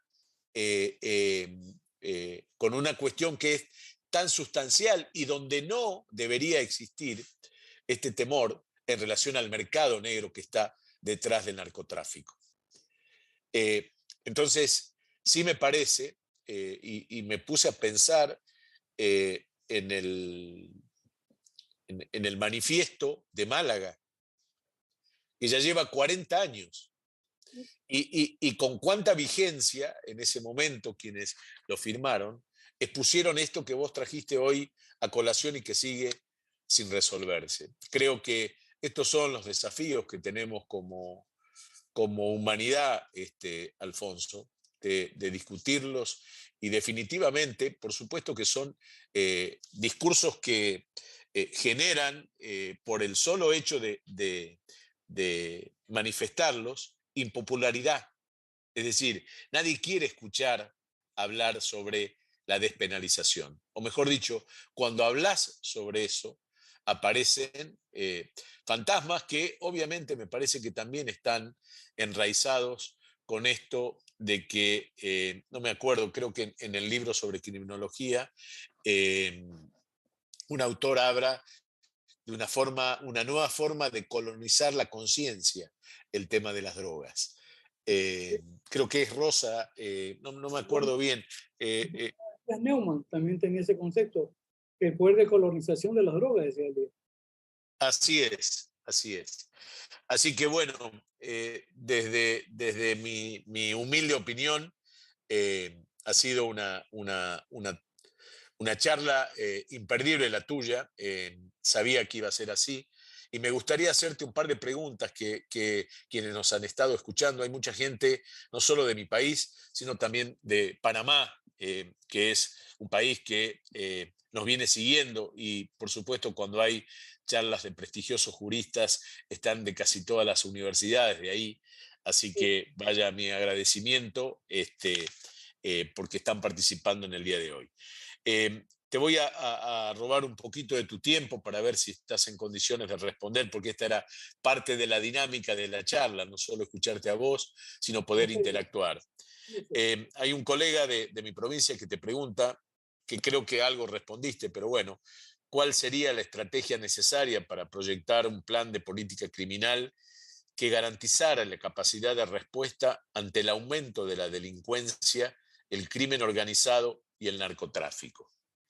Claro, mire, no hay fórmula mágica, pero en el tema de lavado, para tener idea, se dice que en Ecuador se estima, los expertos tributaristas en tema de evasión, que el lavado activo debe estar en no menos de 3.000 millones de dólares y hasta 5.000 millones de dólares por año. Pero, ¿qué cantidad de bienes son aprendidos o de recursos son incautados? 40 millones de dólares. 40 millones. Y se dice, oiga, pero aquí se lava 3.000, 4.000, 5.000 millones. Sí. Yo estoy convencido por los efectos que ha tenido. Que en esta estrategia, porque luego nos entrampamos que el sistema penal, claro, yo soy químicamente penalista, me gusta lo procesal también, pero el tema de claro, la criminología te dice, bueno, ¿cuáles son los factores? Sí, la política criminal, bueno, ¿qué hacemos? Para mí, un gran mecanismo de contención es la ley de extinción de dominio. La ley de extinción de dominio. Que Ecuador tuvo un modelo muy parecido, iba en la línea del modelo de la UNOPS de Naciones Unidas, que ustedes lo han aplicado bien, que Colombia lo ha aplicado bien, porque en Colombia Pablo Escobar deja bienes. Y una propiedad que le deja a la hijita costaba 2 millones de dólares. ¿Y qué hacían? Ya muerto Pablo Escobar. Entonces, Colombia dicta la ley de extinción de dominio, que no es una ley penal, no es una ley civil, es una ley especial, con carácter, como llaman los colombianos, retrospectividad, que es retroactividad, aunque le pongan retrospectiva, sin límite de tiempo, hacia atrás. ¿Por qué? Me parece razonable lo que dicen. Lo que nace ilícito, como decían las abuelas, muere ilícito. El árbol chueco no se endereza. La legitimidad no se da. Entonces, por eso la retrospectividad. Primero, hacia atrás, sin límite de tiempo, porque puede involucrar a una generación, a dos o a tres. Y también la retroactividad y el otro concepto interesante, que cuando hay la discusión digo, bueno, podemos negociar porque la imprescriptibilidad. Entonces, pues no, pues, ¿cómo es posible que no sea prescriptible? Es una locura. Pero bueno, podemos negociar por allí. Pero pongámosle si quieren 20 años, 30 años, pero pongámosle un tiempo para poder. Mire, esa ley no lleva a nadie a la cárcel, pero podría permitir desarticular las bases económicas del crimen organizado. Ahí sí, la inversión de la carga de la prueba. A ver, usted tiene 5 millones en propiedades. ¿Y de dónde aparecieron? Se sacó la lotería, su abuelita le heredó, lo que fuese. Para mí la ley de extinción de dominio es una buena herramienta. En Colombia funcionó. Yo he leído casos de Argentina, donde un grupo vinculado a temas más bien mafiosos, entre contrabando, droga y demás, bueno, por lo que he leído a ese grupo, que tenía el Lamborghini Maserati, como 700 millones de dólares que han incautado de bienes. Ahora sí pruebe, pues, ¿de dónde sale tanto dinero? Porque si no solo el tema de la droga, de las armas, del contrabando, de la corrupción. Para mí, la ley de extinción de dominio es la única respuesta creíble que se viene ya aplicando. Mira, en Brasil, que en ese discurso mágico de Estados Unidos le fajó 2.600 millones de dólares a Odebrecht por corromper a los vecinos. Pero Odebrecht, que es una gran constructora, tenía más de 200.000 personas. Ese es un lindo tema también, el de la corrupción y la impunidad. Odebrecht manejaba más de 200.000 personas en sus activos. Odebrecht llegó a un acuerdo de relación premiada, de un acuerdo de cooperación, como llaman, con el Departamento de Justicia de Estados Unidos en diciembre del 2016, 2.600 millones de dólares tiene que pagarle a Estados Unidos. Y ya en Brasil, porque Odebrecht no ha quebrado, sigue construyendo aeropuertos en Estados Unidos, autopistas, pero en un sistema, yo no soy pro norteamericano ni pro gringo, no, nada, pero es que esa es la realidad. En un sistema que no se conocen de actos de corrupción de fiscales ni de jueces que se han enriquecido, son muy celosos, la contratación pública también, donde no hay sobreprecio y hay calidad, hay control en la calidad de la obra, sigue construyendo en Estados Unidos. En Brasil, se dieron cuenta del tema, en Brasil, mediante la ley de extinción de dominio y la ley de resiliencia, una ley brasileña, todas esas evasiones tributarias que hoy ya las ponen en blanco y negro, dicen, a ver, si ustedes han reconocido en Estados Unidos todo lo que han hecho, ¿y aquí qué pasa? Yo he bajado la información, la tengo guardada.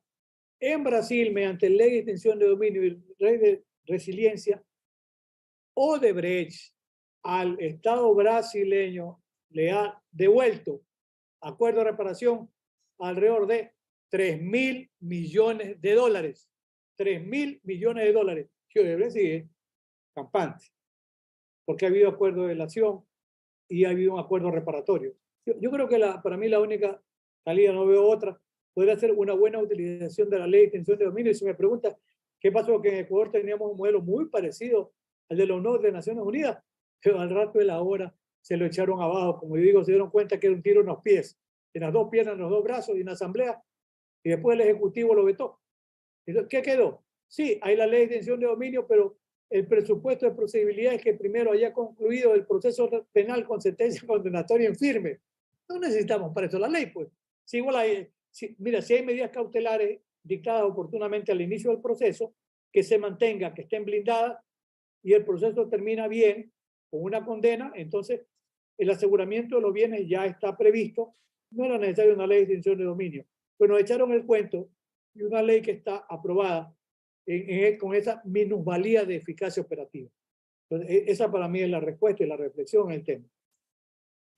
Sí, de aceptar, como diríamos, una concesión de algunas garantías para enfrentar realmente el problema.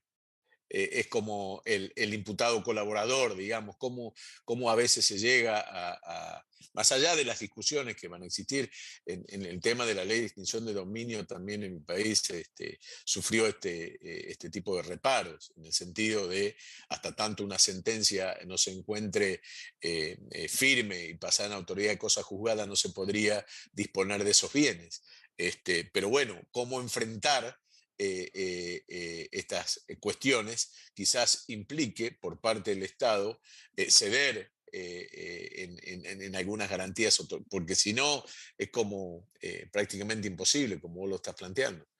Claro, y mira, en el tema incluso de las evasiones tributarias, a algunos no les gusta, pero yo mucho tiempo vengo sosteniendo que en las evasiones tributarias, defraudaciones aduaneras, etcétera, temas de contrabando, al Estado le interesa cobrar. Lleva un acuerdo reparatorio que pague lo que debe. Entonces, alguien me dijo, no, que generar la impunidad, bueno, pongámosle que por una sola vez ya, suave nomás. Entonces, lo deja con la tarjeta amarilla, ¿verdad? Devuelva, señor, llega un acuerdo reparatorio. Porque a la final el Estado no cobra nada. Y en este tema, dado que hay personas de Panamá, tierra que también quiero mucho, sin duda que sí. Miren, ha sido necesario que el Departamento de Justicia actúe. ¿Para qué? Para que los hijos del presidente Martinelli los persigan, ¿no?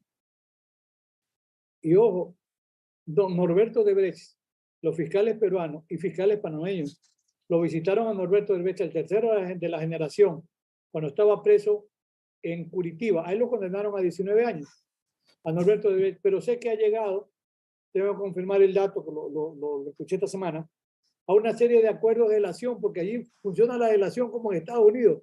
Ya terminó la condena y todavía le dan chance de que siga cooperando. Y me dicen que, porque él, de la cárcel de Curitiba, donde estaba condenado a 19 años, llegó a cierta negociación para ir al cumplimiento de la pena en arresto domiciliario, a su casa con piscina temperada, viajó en su avión privado, ¿verdad? Ahí lo esperaba un Porsche, lo llevó a la casa y él estaba en la casa. Me dicen que ya lo han puesto en libertad a los 2 años, porque ha seguido cooperando. Y don Norberto Odebrecht es el que dijo, yo he visto unas crónicas, que a los hijos del presidente Martinelli, el consorcio de Odebrecht les dio 50 millones de dólares. Y a Toledo, el presidente peruano, dijo, no, 20 millones de dólares. Y fueron situados aquí así. En Costa Rica, como alguna vez recuerdo que Raúl me decía que Costa Rica es la Suiza centroamericana, me decía Raúl. Y yo le decía, bueno, Ecuador va a ser la Suiza andina, me decía, se ríe Raúl. Pero va ahí, hace compañía, compra el edificio, la mujer y la suegra. Ya se los han decomisado por la ley de prácticas corruptas en el extranjero. Y en Estados Unidos lo tienen listo para mandarlo a Perú. ¿A qué? A cumplir pena. Y el ex contralor de Ecuador ha ido ahí, se ha declarado culpable, va a procedimiento rápido, pero una condición ha sido, a ver, pero usted tiene una condena en Ecuador pendiente de 8 años. Usted llega aquí a un acuerdo, cumple lo de aquí y está firmado y usted después se va a cumplir la condena en Ecuador. Si no, no. Pero en eso el sistema norteamericano es medio mágico, ¿no? Es decir, como Aladino, da una serie de respuestas. Pero pasa y pasa, ¿no? Bien, 2 preguntitas y terminamos. Te desocupo. Edgardo Villordo, un colega también de mi país, te pregunta, desde la política criminal, ¿considera usted, como lo hace Binder, que la mejor estrategia para atacar el narcotráfico es tomarlo como un tema empresarial? Por otro lado, ¿considera que solo atacar la oferta resulta una política correcta y no hacerlo con la demanda con medidas de carácter multicausal?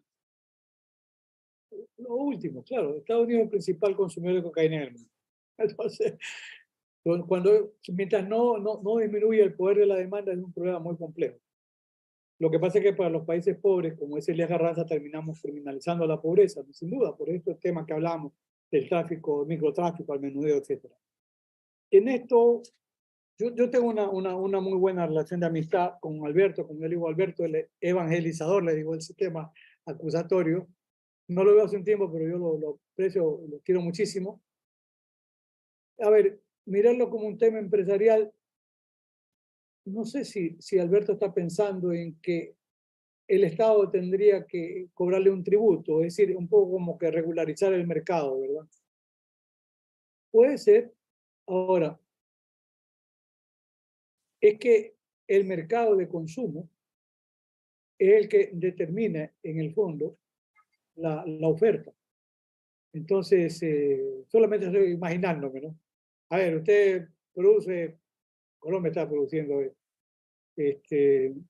mira, ya no tiene hablar de la cantidad de droga que producen. Yo te digo, si en un año en Ecuador se han decomisado 300 toneladas, y eso ponle el 20%, ¿cuántas miles de toneladas de cocaína produce Colombia?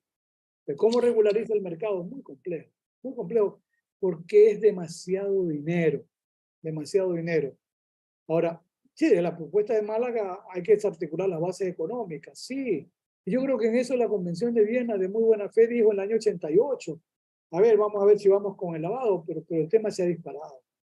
Entonces hay una demanda de consumo impresionante. Y la demanda de consumo te va a manejar la oferta del producto. Claro, ahora, para Estados Unidos, estoy pensando ya que es el país que probablemente que más consume, yo he dicho, a ver, a Estados Unidos le interesa, como cuando hablaba con Rosa Lombo, con Elías Neumann, le interesa que haya menos drogas. ¿Por qué? A un precio más alto. ¿Por qué? Porque menos droga a un precio más alto significa que hay una menor cantidad de consumidores porque no tienen capacidad para comprar. Y podría ayudarle en el tema de salud. Pero, miran, se pasó el platillo, el sombrero, el presidente Ecuador dijo que iba a Estados Unidos a buscar un plan en Ecuador. Yo dije que me parecía ridículo que ande pidiendo prestado, ¿no? A ver si me regalan algo. Ahora mismo le dijeron ayer a la delegada, y creo que se ha ido corriendo la delegada del Departamento de Estado de Justicia, que Ecuador necesita como 5.500 millones de dólares. Dice, bueno, vamos a ver, Estados Unidos nos regala. Pero si me preguntan qué hacer, yo creo que si 5.500 millones de dólares es una cantidad que se necesita y está bien y puede ser más. Yo que eso sí creo, en la posibilidad de que se aplique un impuesto único, por una sola vez, que pague en proporción de su capacidad y de sus bienes. Ahí va a ser un pito, pero como decimos acá la gente más joven que yo. Pero a ver, yo le digo a la gente, si usted tiene una tienda pequeña, no se preocupe, usted no va a pagar nada. Usted es microempresario, no paga, pero no le pongo un límite tampoco. No es lo mismo tener 50 millones, 100 millones en bienes y activos. Usted tiene que pagar, si quiere póngale un tope, pero algo que sea razonable para que pueda servir. Y es por una sola vez. Y le agrego algo más. Bájese lo del pago del impuesto a la renta. Va a pagar 2 millones de impuesto a la renta. Va uno para este fondo único y el otro uno págueselo al Estado.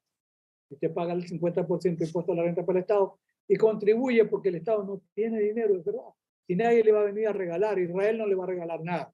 Como decimos acá coloquialmente, ni yuca le va a dar. Para decir con el brazo, no nos va a dar ni yuca, no nos regala nada.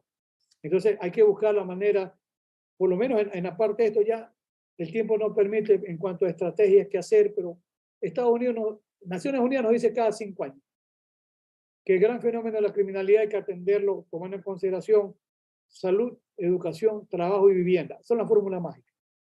Ese joven que es microtraficante, que no tiene educación, que no tiene trabajo, tiene que buscarle mecanismos, que en el fondo hay que recordar, Medellín le ha costado 30 años para mejorar su capacidad y es una de las, Medellín llegó a ser la ciudad más violenta del mundo. Llegó a tener más de casi 400 por 100.000 habitantes, la ciudad más violenta. Y hoy Colombia tiene alrededor del 24 y Medellín tiene el 14 por 100.000. ¿Por qué? ¿En qué invirtieron? Educación, vivienda, parques, bibliotecas, sí, hospitales. No podemos crear más hospitales, hospitales ambulantes pequeños. Tiene que ir a los barrios pobres, tiene que trabajar. Medellín lo hizo. Ese es el milagro después de 30 años. Entonces, si hay respuestas creíbles que no cuesten tanto, pero lamentablemente muchos gobiernos no están dispuestos ni siquiera ni a escuchar, menos a trabajar. Eso, querido Mario. La última de John Miller de Panamá. Bueno. Considerando la descomunal generación de dinero procedente del narcotráfico, ¿cómo podrías cuantificar su influencia en el mercado de capitales? ¿Qué tanto mueve a las economías? Bueno, las drogas ilegales manejan no menos de 500.000 millones de dólares. Y significa el 80% lavado, y nunca están diciendo que no, 400.000 millones de dólares. Ahora, el tema de las economías ilegales en general, habría que, qué buena publicación de los Panama Papers, de 2 investigadores que son alemanes, o Mittermeier, por ahí el apellido, no son parientes. Pero mira, el grupo panameño Mossack y Fonseca, ¿okay? Armaban compañías y grandes lavanderías y después tienen, claro, la ambición. Está ganando mucho dinero el cliente, deme una parte de las acciones, entonces después ellos una parte también del negocio. Y por eso tienen problemas. Entonces mira, Putin, que es uno de los, probablemente el más inteligente en el mundo, Macron de Francia dicen que también. Pero en los Panama Papers, ¿qué aparece? Que Putin tiene un amigo, su pana, un virtuoso de la música. Tiene en el mundo propiedades que llegan alrededor de los 900 millones de dólares. Creen que es el gran lavador de Putin o Putin. Es su amigo, su pana. Y en estas estrategias, la lista Falciani, ¿qué determinó? Famoso el caso Falciani. Falciani, mira que él trabajaba para HSBC, el 8º banco en el mundo y el 4º en Europa. ¿Qué hace Falciani? Se sustrae porque Falciani ve una base de datos de esa especie de doble contabilidad, la buena y la chueca, y se lleva la base de datos. Miles de personas que lavaban dinero de diferentes actos de corrupción, narcotráfico, contrabando, todo lo que nos imaginemos posible y por haber. Y Falciani se lleva la lista, lo persigue el HSBC, semejante banco que HSBC es un banco que nace en Hong Kong en 1890, por allí. Y lo compran los ingleses. Uno dice, los ingleses lo tenían que ver, es una gran lavandería. Falciani se lleva la lista. Lo persiguen a Falciani y lo condenan en ausencia, me parece que un tribunal francés con la cantidad de dinero que tiene el banco y los abogados, 5 años de cárcel, pero no lo tienen preso. Y Falciani finalmente se va para España. Ahí está en España. No sé si tiene la calidad de refugiado. Falciani habla con el Departamento de Justicia de Estados Unidos. Dice Estados Unidos que no le ha pagado a Falciani. Yo no sé. ¿Pero qué le interesaba? Oiga, y por si acaso el HSBC ha utilizado bancos norteamericanos, claro que ha triangulado para lavar. Ah, deme la base. Dice Estados Unidos que no le ha pagado, yo no sé si era verdad o no. Porque el hecho real es que el Departamento de Estado de Estados Unidos consigue un acuerdo con el HSBC de Londres y Estados Unidos le pagó $2.000 millones de multa. $2.000 millones de multa. Y Falciani está ahora en España. Y para concluir, Falciani entrega la lista en España. Y entonces viene el tema de la prueba ilícita, que Miranda Trump es extraordinario, decía, no, los frutos del árbol envenenado, el maestro que yo quiero mucho y respeto, José Ignacio Caferata Nores, ¿ya? De la Escuela de Córdoba. Yo cuando hablaba de estos frutos del árbol envenenado, yo leía en doctrina penal al maestro Caferata. Y esa parte del Código de Procedimiento Penal he trabajado en realidad Alfonso Zambrano. Y tengo un libro sobre prueba ilícita y los frutos del árbol envenenado. Ya tiene 13 o 14 años y forma parte de una publicación que yo haré en mi locura el año que viene, es un derecho procesal penal y técnicas de litigación oral. Así otro ladrillo también. Porque he estado haciendo toda la vida. Y entonces, mira, ¿cómo se soluciona el tema en España? Está la lista Falciani. Y entonces los abogados, no, un momentito, prueba ilícita, los frutos del árbol envenenado, no se la obtenía así, no se entraba, se la sustrajo a un delincuente Falciani. El Tribunal Supremo Español, me parece que esa sentencia, creo que es hace 2 años, 3 años, echó el piso abajo, echó la casa. Dijo, a ver, es verdad, no se puede legitimar la prueba ilícita, pero si hubiese sido obtenida por la policía, como viene de un particular, sí vale. Y han condenado en España a un montón de empresarios. Yo tengo el fallo, te lo puedo enviar si no lo tienes. Es interesante. Dale. Ha creado un rollo, ¿verdad? La lista Falciani. Claro, entonces, mira el sesgo que le da. Ya está. Lamentablemente murió Miranda Trump por un cáncer terrible. Murió a los 50, 52 años. El gran propulsor de esta idea, como yo decía en mi libro, el principio de la exclusión absoluta de la prueba ilícita. Eso es relativo. Porque hoy en España dio paso. Como dice Jorge Finol, que es catedrático de la Universidad de Barcelona. Él tiene una teoría, la notoria importancia del hecho descubierto. Y concluyo de verdad con 2 ejemplos. Dispone un juez, autoriza un allanamiento en el lugar A para buscar unos vehículos robados. Pero sucede que en el local A encuentran el cadáver de 2 niñas que habían sido secuestradas y asesinadas. Y yo le plantea, ¿qué me van a decir? ¿Que no sirve la llave? La notoria importancia del hecho descubierto. Y otro caso real en España, y otro caso también interesante. Se dispone un allanamiento para, suponte, encontrar contrabando. Y se encuentran 2 toneladas de cocaína, que no vale el hallazgo. La notoria importancia del hecho descubierto. Entonces, este tema, el principio de la exclusión absoluta de la prueba ilícita, ya tiene replanteamiento. De esto yo ya lo planteo en mi derecho procesal penal, que ojalá que sea nomás un manual y no un libro más grande, pero he trabajo con eso, que me gusta mucho el tema, además por garantías constitucionales y demás.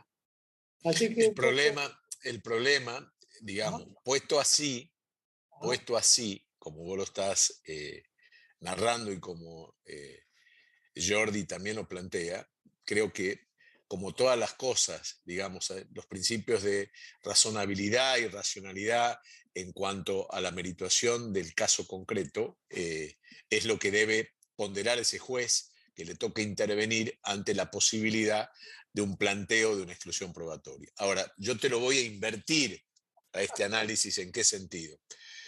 A veces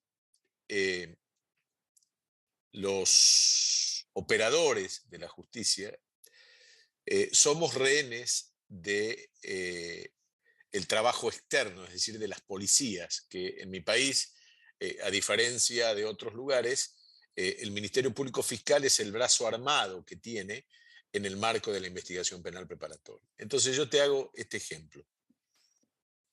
Estamos investigando, o la Fiscalía está investigando, el caso de el robo de un motovehículo, es decir, de una motocicleta.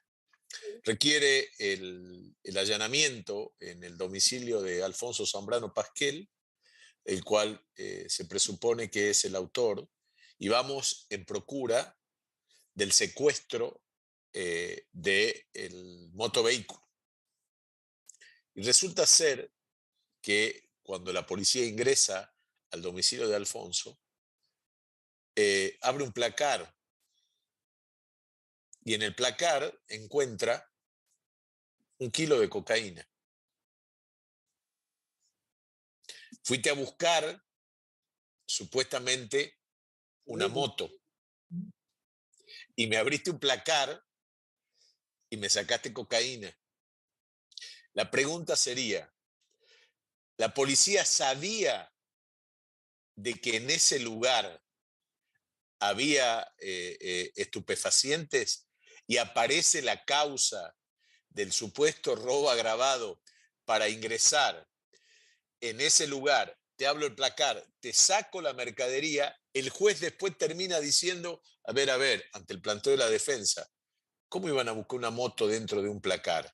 Por supuesto, podemos discutir mucho tiempo sobre la cuestión accesoria. Pero ahí viene el segundo mensaje de la narcocriminalidad. La policía sabe generalmente en qué lugares se vende, quiénes venden, ¿Quiénes son? etcétera, etcétera. Entonces, es un mensaje para decirle a Alfonso Zambrano Pasquel, entro a tu casa cuando quiera, me convalida el juez y resolvemos por otra ventanilla el tema de que sigas vendiendo. Lo quise traer al ejemplo porque es cierto la aparición que da Jordi de los 2 cadáveres en ese lugar y poder sostener después que se violó alguna garantía constitucional. Pero desde el punto de vista del otro análisis, fueron a buscar un televisor y abrieron un freezer de una heladera, Alfonso. Y en el freezer estaba la cocaína. Estaba claro que no iban a buscar un televisor. ¿Se entiende? No, sí, además el riesgo que la policía le pueda plantar también al kilo de cocaína, que ese es otro rollo. Por eso. Fíjate que también apareció en la legislación procesal mía la posibilidad de que los jueces, en un caso de una investigación penal de robo, declinemos la competencia anticipada para el caso de que cuando llegue la policía a tu casa encuentre la posibilidad de sustancias prohibidas. O sea, ya te estoy dando la posibilidad de que te ponga esto que vos acabás de hacer mención. Claro, entonces ya los jueces ya van a tener que ponerse un turbante, ¿verdad? Y adivinar la suerte, sí, pues no. Son adivinadores de suerte, sí, a ver, por si acaso, si pasa. Por eso los norteamericanos, los principios de flexibilización hablan, por ejemplo, de la buena fe policial, ¿no? Oh. Por eso Roxy en esto dice, es muy categórico, dice, no se puede jamás permitir ni ser flexible frente al abuso policial, porque dice el maestro Roxy, es la única manera como la policía sabe y le llega el mensaje que una prueba ilícitamente obtenida no sirve. Es la única manera, dice Roxin, de frenar, es el mecanismo de contención frente al abuso policial. Yo creo que en eso tiene razón. Así es, yo también comparto eso, porque en definitiva, como te decía al principio, es decir, es el brazo armado que tienen las estructuras de los ministerios públicos fiscales que están en la calle. Los fiscales no están en la calle trabajando generalmente. Y cuando yo estuve en Estados Unidos, lo que me llamó poderosamente la atención, a diferencia de mi país, Alfonso, es que los investigadores que trabajan en los casos penales le llevan al fiscal el caso y le dicen, esto tenemos. Y no hay chance de que el fiscal le diga, no, hay que profundizar la investigación. No, señor, esto es lo que tenemos. Lo toma o lo deja. Y si el investigador presume de que el fiscal no quiere tomarlo al caso, va hasta el gran jurado, pide una audiencia con el juez para que decidan definitivamente si avanzan o no sobre el caso que la policía investigó. Por supuesto que, como en todos los lugares, los excesos y la selectividad del proceso penal, amigo, existe en todo nuestro universo. Y en Estados Unidos las cárceles, obviamente, están plagadas de negros y de inmigrantes. Es una realidad incontrastable, al igual que la nuestra, con lo que tiene que ver con las personas excluidas en un punto y que han hecho del delito su arte u oficio. Zaffaroni siempre lo dice, nosotros aprisionamos constantemente en los delitos que tienen que ver contra la propiedad, donde las penas generalmente oscilan entre, suponete, 4, 5 años, 6, 7 y 8. Y son esas personas que cumplen 4, salen, a los 2 meses vuelven y así, y pasaron 30 años dando vuelta por el sistema penitenciario. Porque las condenas en los delitos más graves obviamente son condenas altas, y razón por la cual ese peregrinar de los ciudadanos que obviamente no tuvieron ninguna posibilidad, por lo que vos acabás de hacer mención, sin escuela, digamos, sin educación, sin salud, sin vivienda, sin trabajo, sin tener ninguna oportunidad, y que no sea a veces la individualización.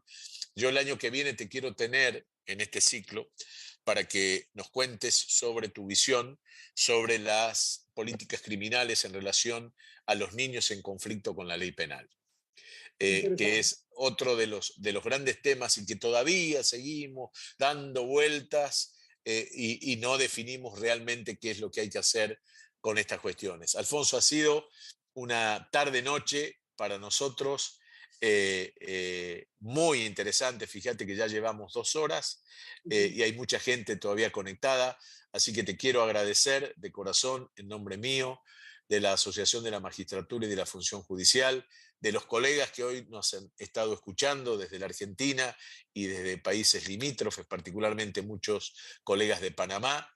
Muchas gracias por el tiempo que le dedicaste a este espacio. Espero que sea la primera de unas cuantas más. La idea es poder continuar con este espacio de discusión, de repensar y de hablar las cosas que creemos desde este lugar que es necesario afrontarlas y discutirlas. Y hoy trajiste una visión que, si bien es cierto, yo ya había pegado una ojeada de tu libro, mucha gente quizás ha escuchado por primera vez tus comentarios y han sido muy útiles, y por supuesto que dejan también esos tips para repensar las salidas como vos lo acabaste de hacer mención. Espero que te hayas sentido a gusto con nosotros en la tarde de hoy. Te mando un fuerte abrazo y invito a todas las personas que nos están escuchando a que el próximo viernes nos vuelvan a acompañar. Va a estar Iván Torres de la Torre, otro colega, en este caso de Perú, que va a hablar sobre negociaciones incompatibles con la función pública. También va a ser una tarde súper estelar, y alguien también a quien hemos conocido a través de la diplomatura, con la cual vos también sos docente. Así que de corazón te mando un fuerte abrazo y muchas gracias por todo, Alfonso. Espero que sinceramente te hayas sentido a gusto. Querido Mario, para despedirme con un fuerte abrazo académico, como digo yo siempre, reiterando mi gratitud por la generosísima invitación y el compromiso de volver a conversar en el momento en que haya la posibilidad de hacerlo. Siempre lo mejor, y esa es la idea, ¿no? Lo que se puede aportar desde la academia, y yo digo, y trato de ser, y me mantengo así, de ser un crítico constructivo, ¿no? Como le digo a mis alumnos para concluir, alguien dice que no, está bien. Dice que no, dígame por qué, y finalmente le digo, proponga algo mejor. Eso es el crítico constructivo. Querido Mario, nuevamente así es. Un abrazo desde aquí, y nos estamos viendo seguramente en otra oportunidad. Muchas gracias, Daniela, que no se la ve detrás de escena, por habernos dado una mano y haber hecho que esto haya sido todo un éxito el día de hoy. Nos estamos viendo la semana que viene. Buen fin de semana para todos. Chao, Alfonso. Chao.